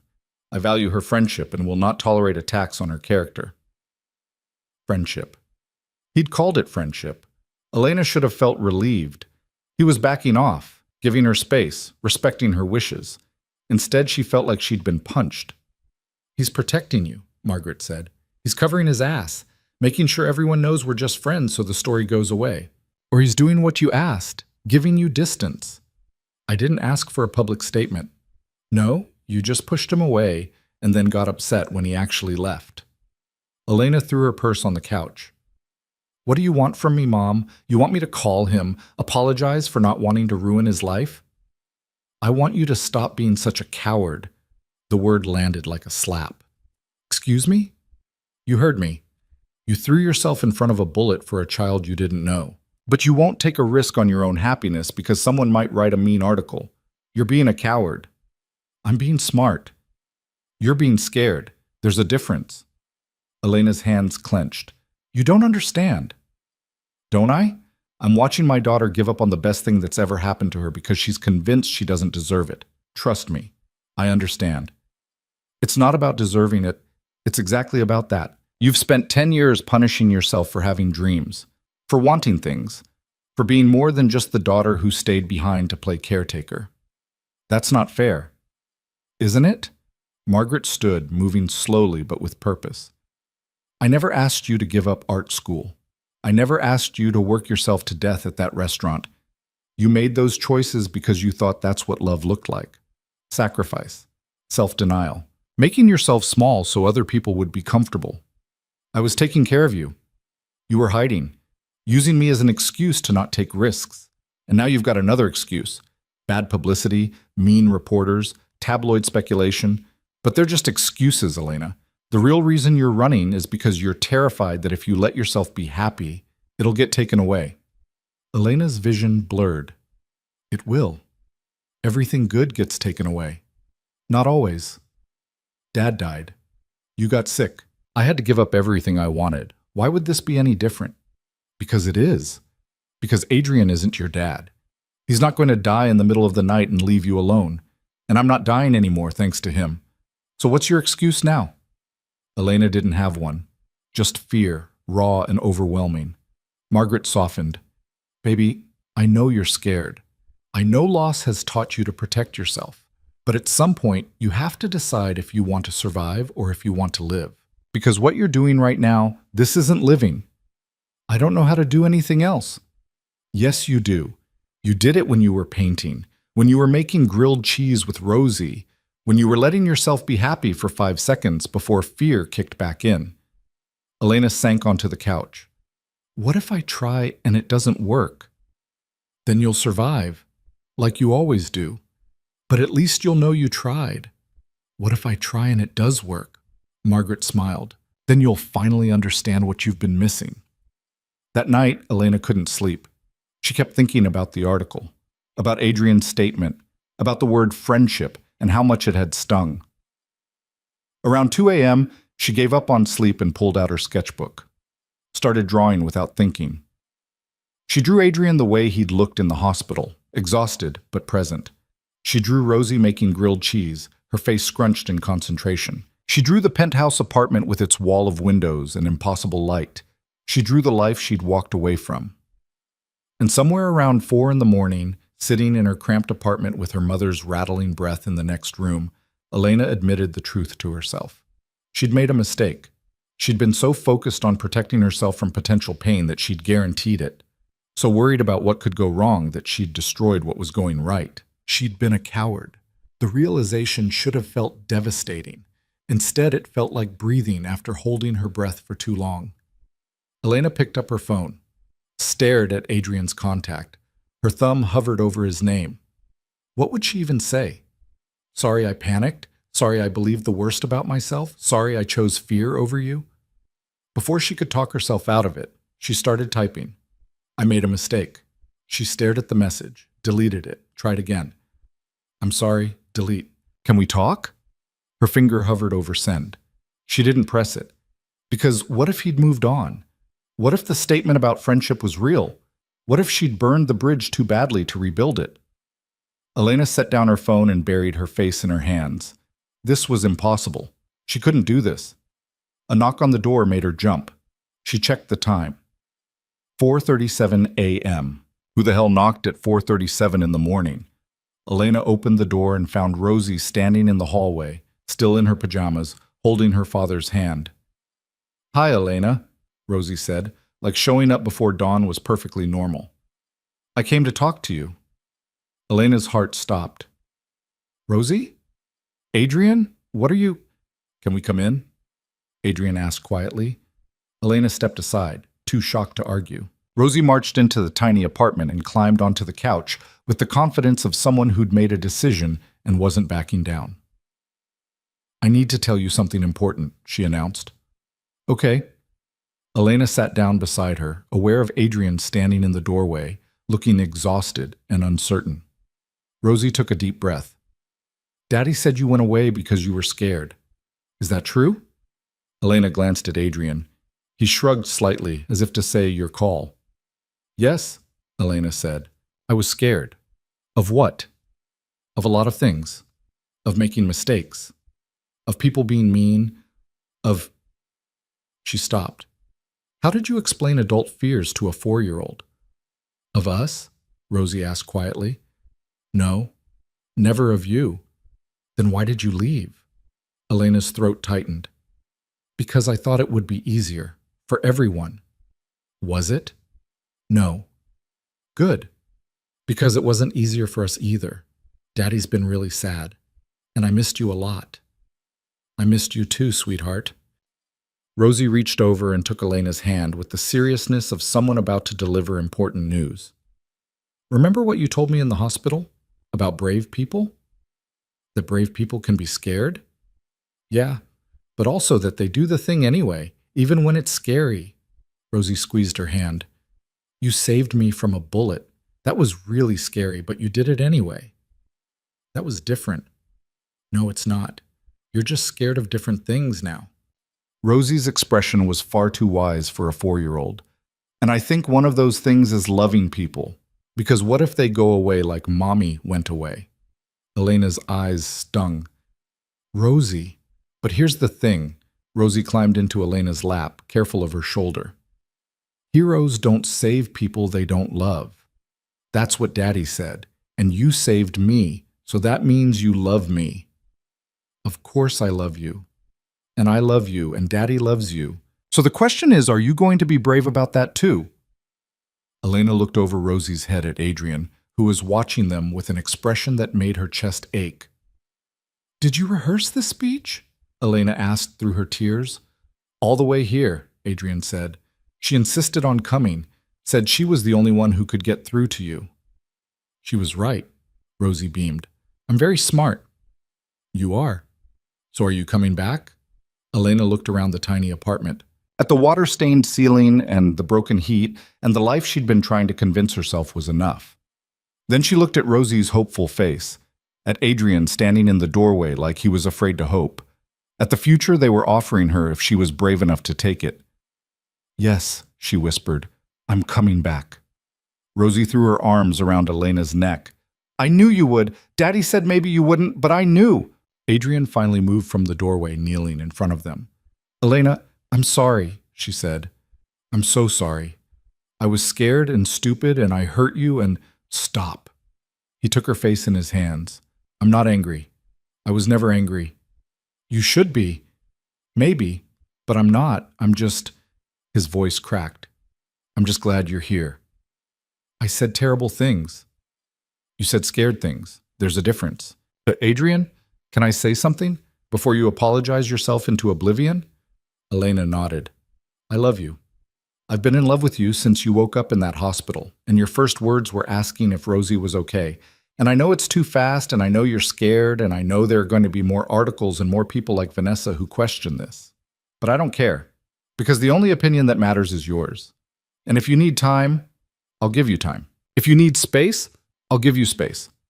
But if you're running because you think I deserve better, then I need you to understand something. He leaned closer, his forehead almost touching hers. There is no better. There's just you, exactly as you are.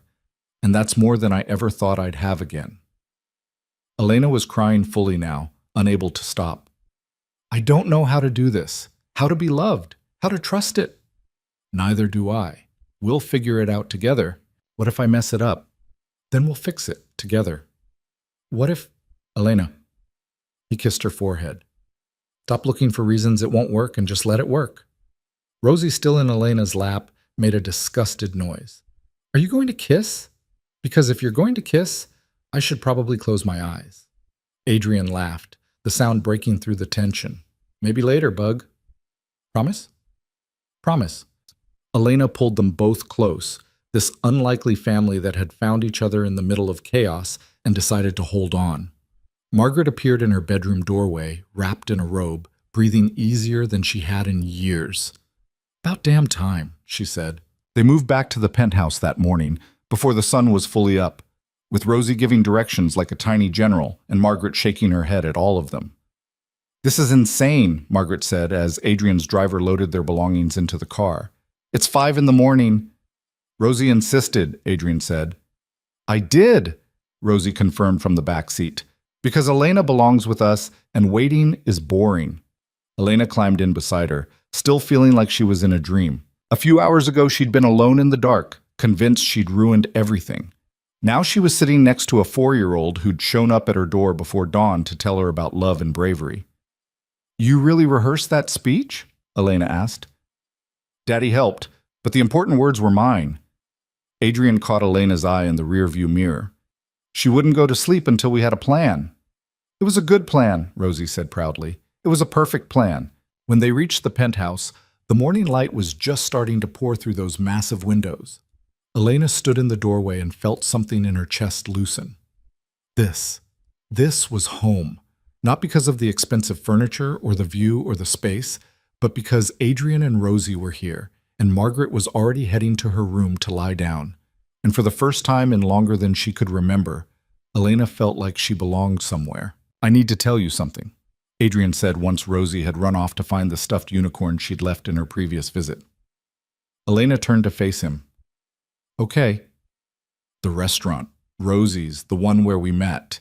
He paused. I was planning to demolish it, part of a development deal I'd been working on for 2 years. Elena's stomach dropped. What? That day we came in, I was doing a final walkthrough, evaluating the property. The whole block, actually. I had plans to tear it all down and build luxury condos. Had? I canceled the deal the day you got shot, called my lawyers from the hospital and told them to kill the whole project. Elena sank onto the couch. Why? Because you almost died in that building, because tearing it down felt like erasing what happened there, and because… He sat beside her. Because keeping it seemed more important than another luxury development Chicago doesn't need. Adrian, I don't know what to say.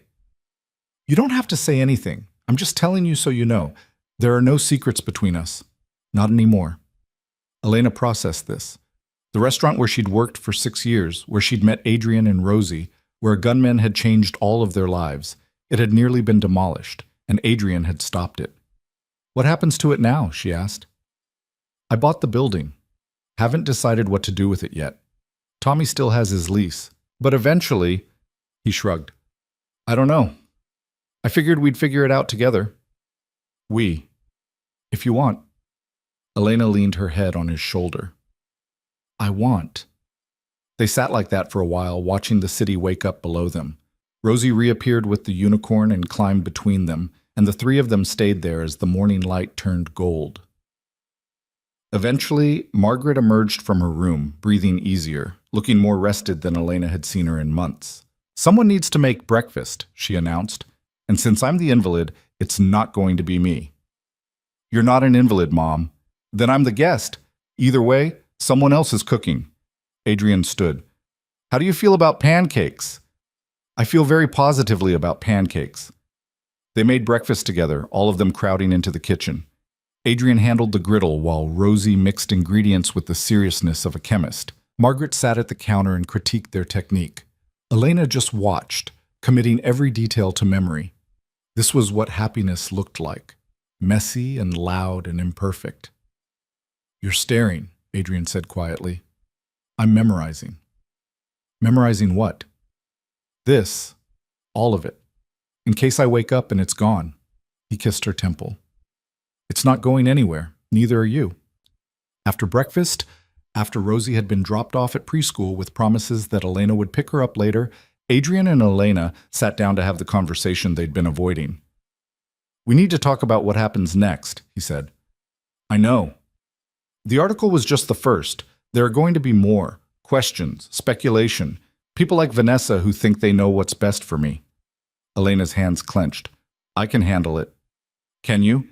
Because I need to know. If you're going to bolt every time someone writes something cruel, I won't, I promise. How can you be sure? Because I almost lost you once. I'm not making that mistake again.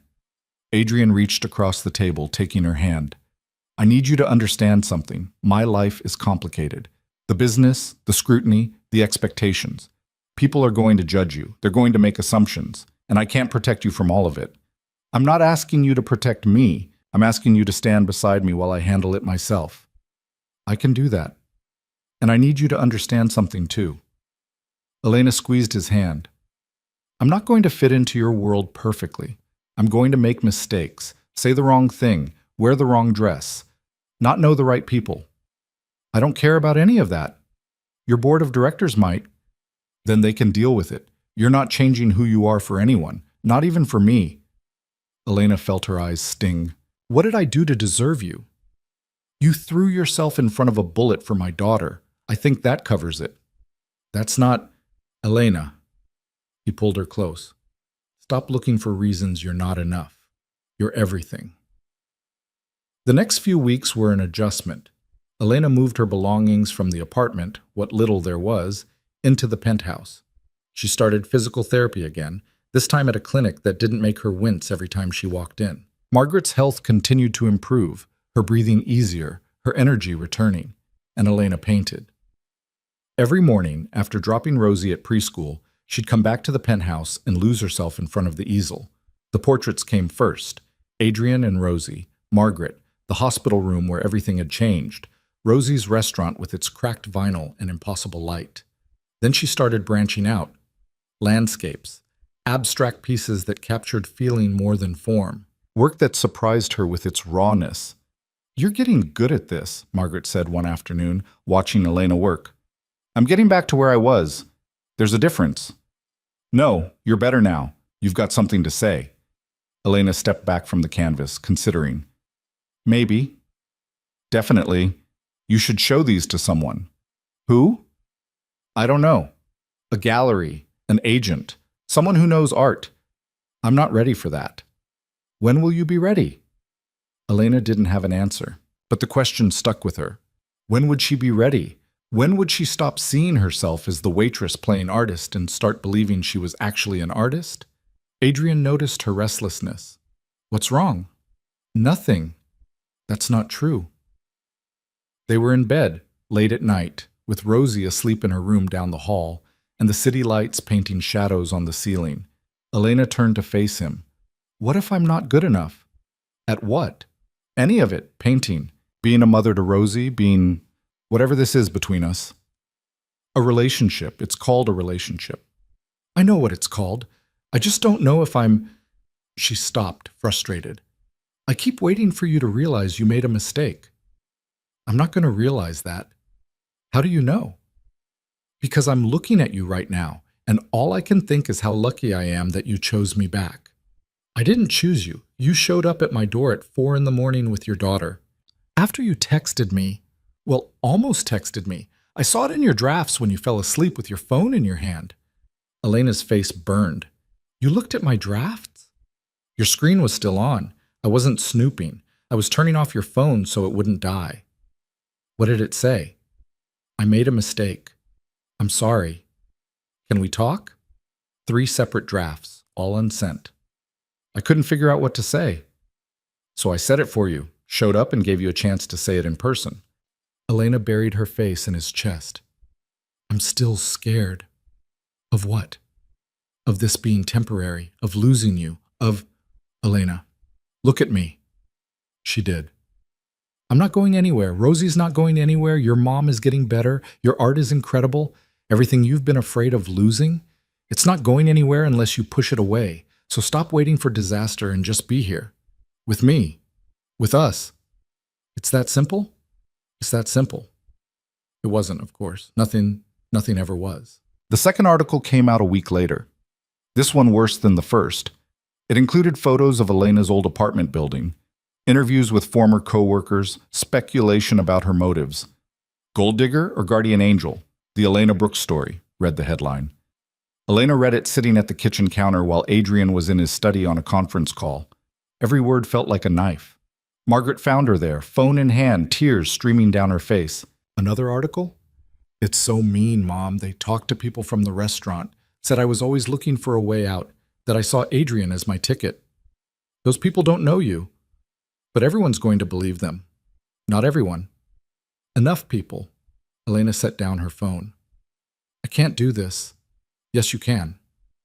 How? How am I supposed to go to events with him, meet his friends, be part of his life, when everyone thinks I'm just using him? By not caring what they think. I do care. Then stop. Elena laughed bitterly. That's your advice? Just stop caring? Yes. Because their opinion doesn't matter. Adrian's does, Rosie's does, mine does. Everyone else is just noise. Loud noise. Still just noise. Adrian appeared in the doorway, his expression dark. I saw the article. Adrian, I'm suing them for defamation. You can't sue every publication that writes something mean. Watch me. That'll just make it worse. Make me look like I'm hiding behind you. So what do you want to do? Elena thought about it, really thought about it. What did she want? I want to tell my own story, she said finally. What do you mean? They're writing about me like I'm some character they invented. Maybe it's time I actually spoke up, told people who I really am. You don't owe anyone an explanation. I know, but I want to give one anyway. Adrian studied her. You're sure? No, but I'm doing it anyway. The interview was set up through Adrian's publicist, a magazine known for thoughtful profiles, a journalist who actually listened instead of just looking for sound bites. Elena sat across from her in a coffee shop, hands shaking slightly, and told her story. Not the version the tabloids wanted, the real version. She talked about giving up art school to care for her mother, about 6 years slinging coffee at Rosie's, about the moment she saw the gun and made a choice without thinking. She talked about Adrian and Rosie and falling in love despite being terrified, about learning to accept help after years of refusing it, about painting again and rediscovering the person she'd buried under survival. Some people are going to read this and still think I'm a gold digger, Elena said. Some people are determined to believe the worst. Do you care? The journalist asked. I care less than I used to. I know who I am. The people who matter know who I am. Everyone else... She shrugged. Everyone else can think whatever they want. The article came out 3 weeks later. It was honest and unflinching and entirely Elena's voice. The response was mixed. Some people praised her honesty. Some still thought she was playing a long game. But enough people believed her that the narrative started to shift. Elena Brooks, a love story built on courage, read one headline. It wasn't perfect. There were still skeptics. Still people like Vanessa who whispered at events and gave Elena looks that could cut glass. But Elena learned to hold her head up anyway. She learned to walk into a room full of billionaires and philanthropists and art collectors and not apologize for being there. Learned to smile at the whispers and let Adrian's hand on her back remind her she belonged. It wasn't easy, but it got easier. Adrian kept his promise. He stepped back from the relentless pace of his business empire, delegated more, said no to deals that would take him away from home for weeks at a time. My father built this company by sacrificing everything else, he told Elena one night. His marriage, his health, his relationship with me. I'm not doing that. Your board must love that. My board works for me, not the other way around. If they don't like my priorities, they can find another CEO. You'd really walk away? For you and Rosie? In a heartbeat. Elena started showing her work. First at a small gallery that a friend of Adrian's owned, then at a larger space downtown. The response surprised her. You have a real eye, one collector told her. Raw talent. I'd like to commission a piece. I'm not sure I'm ready for commissions. Then get ready, because this is good. Really good. Elena started taking it seriously. Set up a studio in one of the penthouse bedrooms. Worked with a gallerist who believed in her work. Sold 3 paintings in the first month. It wasn't enough to live on. Not yet. But it was something. It was hers. I'm proud of you, Adrian said, standing in her studio and looking at her latest piece. A portrait of Rosie that had taken 2 weeks to complete. For what? For not giving up. For fighting for this. For yourself. I almost did give up. But you didn't. That's what matters. Rosie became the bright center of their unconventional family. She started kindergarten and came home every day with stories and artwork and demands that Elena help her paint. I want to be an artist like you, she announced one afternoon. You can be anything you want, sweetheart. I want to be an artist and a doctor and a princess. Good goals. Elena picked her up from school most days, went to parent-teacher conferences, sat through school plays where Rosie played a tree with uncommon enthusiasm. She wasn't Rosie's mother. They'd been careful about that, both of them aware of Caroline's memory. But she was something important. Can I call you Mom? Rosie asked one night during bedtime. Elena's heart stopped. What? I have a mommy. She's in heaven, but you're my mom, the one who's here. Is that okay? Elena looked at Adrian, who was standing in the doorway. He nodded slightly. If that's what you want, Elena said carefully, but we should talk about it, about your mommy and what she'd want. I think she'd want me to be happy, and you make me happy, so I think she'd like you. I hope so. I know so. Because you're brave and kind and you saved my life. Mommies like people who save their babies. Elena pulled her close, breathing in the smell of children's shampoo and marker ink. I love you, Rosie. I love you too, Mom. Adrian found Elena in the hallway afterwards, crying quietly. You okay? She called me Mom. I heard. Is it wrong? Am I replacing? No, you're not replacing anyone. Caroline will always be her mother. But you're here, you're present, you're showing up every day. That's what matters. I don't want to dishonor her memory. You're not. You're honoring her daughter by loving her. That's all Caroline would have wanted. 6 months after Elena moved back to the penthouse, Adrian took her back to Rosie's restaurant. The building looked different, renovated. The cracked vinyl was gone, replaced by comfortable booths. The flickering lights had been fixed. The whole place gleamed. What did you do? Elena asked. Gave Tommy money to fix the place up. He's doing better business now. Actually making a profit. Adrian, it's still his restaurant. I'm just the landlord.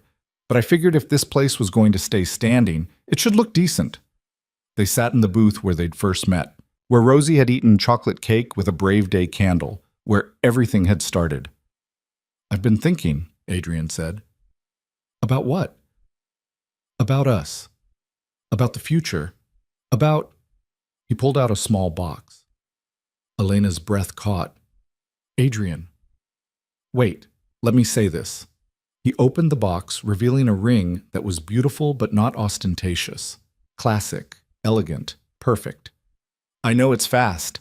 I know we've only been together 6 months, but I've never been more sure of anything in my life. Adrian, I love you, Elena Brooks. I love your courage and your art and the way you make my daughter light up.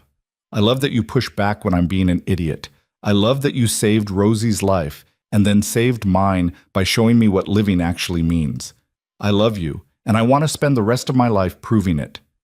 Elena was crying, unable to speak. "So I'm asking you, in this restaurant where we met, where you almost died, where everything changed, will you marry me?" She wanted to say yes immediately, but something stopped her.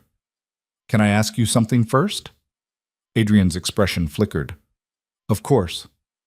Are you asking because you love me, or because you think you owe me?" "I'm asking because I can't imagine my life without you in it." "That's not an answer." "Yes, it is." He took her hand. "I loved you before I knew your name. When you were lying on that floor asking if Rosie was okay. When you woke up in the hospital worried about bills instead of your injuries. When you painted that portrait of my daughter and captured her so perfectly, I cried. Every day since then, I've loved you more. Not because I owe you, because you're you. I'm going to mess up, make mistakes, embarrass you at fancy events. I'm counting on it. I'm serious. So am I. I don't want perfect, Elena. I want you, exactly as you are. Messy and scared and brave and beautiful. Will you marry me? Elena looked at the ring, at Adrian, at the restaurant around them that had been the site of so much pain and possibility. Yes, she whispered. Yes, I'll marry you. He slid the ring onto her finger, and it fit perfectly. Like everything else between them, imperfect and unexpected and absolutely right. They told Rosie that night. She screamed so loud the neighbors probably heard her 3 floors down. You're getting married! Does that mean you're staying forever? Forever, Elena confirmed. Good. Because I already made you a drawing for your wedding, and it would be weird if you weren't there. They told Margaret over dinner. She cried and hugged them both and said she'd known from the beginning. The beginning? Elena asked. When? When I woke up in that hospital room and saw Adrian sitting beside your bed like he'd been there for days, which he had. That's when I knew. The engagement made news, of course. More articles. More speculation. Some congratulatory, some skeptical. Vanessa sent a text that Adrian deleted without reading. Don't you want to know what it says? Elena asked. No, I know what it says. Some variation of this is a mistake, but it's not. You're not. So I don't care what she thinks. The wedding planning started. Elena wanted something small and simple. Adrian would have given her anything. They compromised on something in between. A ceremony in the penthouse with the city spreading out behind them. Close friends and family. Rosie is the flower girl, already planning her dress down to the smallest detail. Can I pick the flowers too? She asked. Absolutely. And the cake? Within reason. What's reason? Nothing too crazy. Rosie's version of not too crazy involved a cake shaped like a unicorn. They went with it. Elena's art started selling consistently. A gallery in New York expressed interest in a show. She was terrified and excited in equal measure. You should do it, Adrian said. It's too soon. It's the right time. What if I fail? What if you succeed? Elena thought about that, about success and failure and which one scared her more. She agreed to the show. The paintings sold. Not all of them, but enough. Enough that the gallery wanted to represent her long term. Enough that people who knew art started using her name. You're Elena Brooks, someone said at an event. The artist. Not the waitress. Not the woman who'd saved the billionaire's daughter. The artist. Elena smiled. Yes, I am. The wedding was on a Saturday in May, 6 months after Adrian proposed. The penthouse was filled with flowers, Rosie's choices, which meant a lot of pink and purple and some combinations that shouldn't have worked but somehow did. Elena stood in front of the mirror in a dress that was simple and elegant and made her feel like herself. Margaret helped with the veil, her hands steady, her breathing clear. You look beautiful, baby. I'm terrified. That's normal. What if I trip walking down the aisle? Then Adrian will catch you. That's what he does. Elena turned to face her mother. Thank you. For what? For not dying, for getting better, for being here. Margaret's eyes filled. Thank you for letting yourself be happy. Finally. The ceremony was short and sweet. Rosie took her flower girl duties very seriously, making sure every petal was perfectly placed. Adrian stood at the makeshift altar and didn't take his eyes off Elena the entire time. When the officiant asked if anyone objected, Rosie shouted, "No!" before anyone else could speak. Everyone laughed. Adrian's vows were simple. I promise to love you, to stand beside you, to catch you when you fall and cheer you on when you fly. I promise to make terrible jokes and grilled cheese sandwiches and to never, ever take you for granted. I promise to choose you every day for the rest of our lives. Elena's turn. She'd written hers the night before, sitting in bed with Adrian asleep beside her, trying to capture everything she felt. I promise to be brave, to stop running when things get scary, to let you love me even when I don't think I deserve it. I promise to paint our story in every color I can find and to teach Rosie that bravery means showing up even when you're terrified. I promise to choose you back, every day, for the rest of our lives.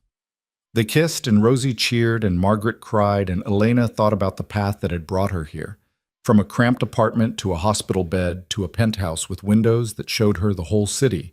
From invisible waitress to woman worth seeing. From surviving to living. The reception was casual. Dancing in the living room, toasts that were funny and touching. Tommy showed up in a suit that looked like he'd borrowed it from someone shorter, bringing greetings from the restaurant staff. You done good, Brooks, he said. Thanks, Tommy. Still can't believe you married a billionaire. Neither can I sometimes. But he's good to you. The best. Then I'm happy for you, really. As the night wound down, Elena found herself on the balcony, looking out at the city. Adrian joined her, wrapping his arms around her from behind. You okay? Better than okay. No regrets?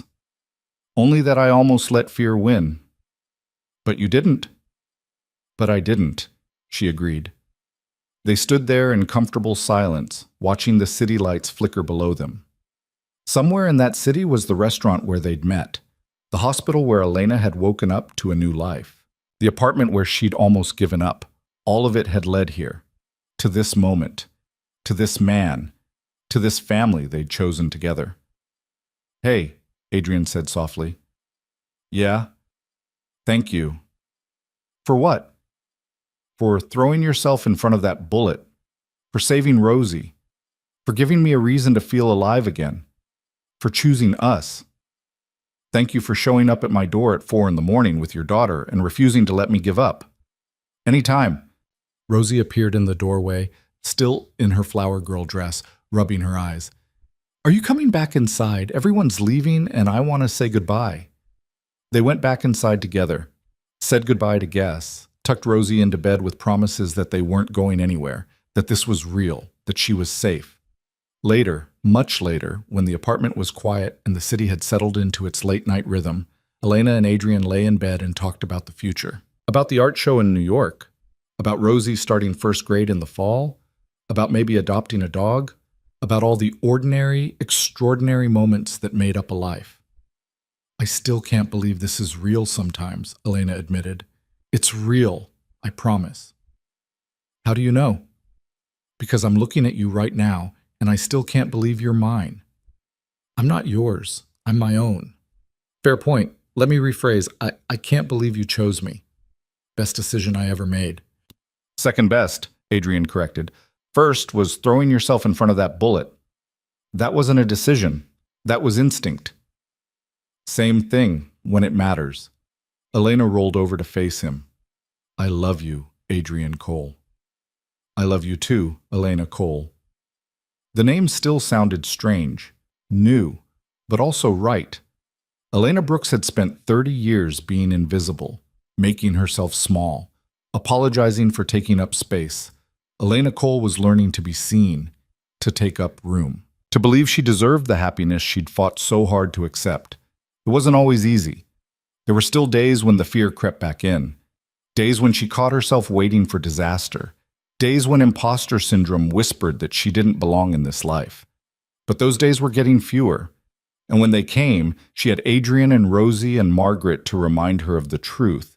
She belonged exactly where she was. 6 weeks after the wedding, Elena stood in a New York gallery watching people study her paintings, her work, her vision, her truth translated into color and light and emotion. A woman approached, clearly wealthy, clearly influential. These are remarkable. The emotion, the rawness, it's unlike anything I've seen in years. Thank you, Elena said. You're self-taught? I had a year of art school. Then life got complicated. Well, whatever your path was, it worked. I'm buying 3, maybe 4, I can't decide. After she walked away, Adrian appeared at Elena's elbow. You did it. Did what? Made them see you. Made them understand. Elena looked around the gallery, at her paintings on the walls, at the red dots appearing beside sold pieces, at the life she'd built from courage and chance and choosing to believe in possibility. No, she said. I made me see me. The rest is just bonus. He kissed her temple. I'm proud of you. I'm proud of me too. And she was. For the first time in her life, Elena was proud of who she'd become. Not because she'd married a billionaire or sold some paintings or escaped poverty, but because she'd been brave. Because she'd stopped running from happiness. Because she'd learned that being seen didn't mean being perfect. It meant being real. That night, back in their hotel room, Elena stood at the window looking out at Manhattan. Different city, same feeling. The world spreading out below her, full of possibility. Her phone buzzed, a text from Rosie sent by Margaret back in Chicago. Mom, I drew you a picture of your art show. You're a star. Love you. Attached was a crayon drawing of Elena in a gallery, surrounded by paintings and rainbows and what appeared to be a unicorn. Because, of course, Rosie had added a unicorn. Elena smiled and texted back. Love you too, sweetheart. See you tomorrow. Adrian came up behind her, wrapping his arms around her waist. Ready for bed? In a minute. What are you thinking about? About how far I've come. About the woman I was a year ago and the woman I am now. And I like this version better. So do I, though I liked that version too. Liar. Okay, I didn't know that version, but I would have loved her if I'd had the chance. Elena turned in his arms. You know what scares me now? What? That I wasted so much time being afraid. That I could have had this years ago if I'd just been braver. Or maybe you had to wait for the right time, the right person, the right moment when bravery mattered. You think everything happens for a reason? No, I think life is chaos and chance, and sometimes you get lucky. We got lucky. That bullet could have killed you, could have killed Rosie. But it didn't, and we're here. That's not fate. That's just the universe throwing dice, and sometimes they land right. That's a depressing philosophy. Is it? I think it's hopeful.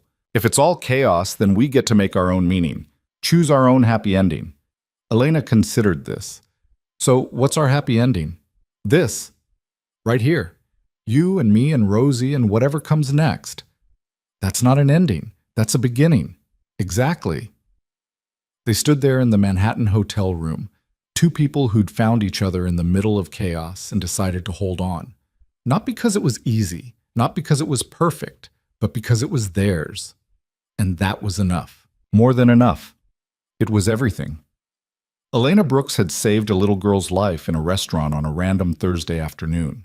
She'd taken a bullet and almost died and woken up to a world that suddenly saw her. But the real rescue, the one that mattered, was the one she'd given herself. She'd stopped hiding, stopped apologizing, stopped waiting for permission to want things. She'd chosen bravery, chosen love, chosen herself. And in the end, that was the story worth telling. Not the waitress who married a billionaire, not the hero who saved a child, not the artist who came from nothing. Just a woman who learned that she was worth saving, worth seeing, worth loving, exactly as she was. The city lights glittered below them, 1,000 stories playing out in 1,000 windows. And in one hotel room high above the streets, Elena Cole stood with her husband and smiled at the life they'd built together. A life that started with a bullet and a choice and a little girl who needed saving. A life that continued with courage and art and learning to believe in impossible things. A life that proved happy endings weren't just for other people. They were for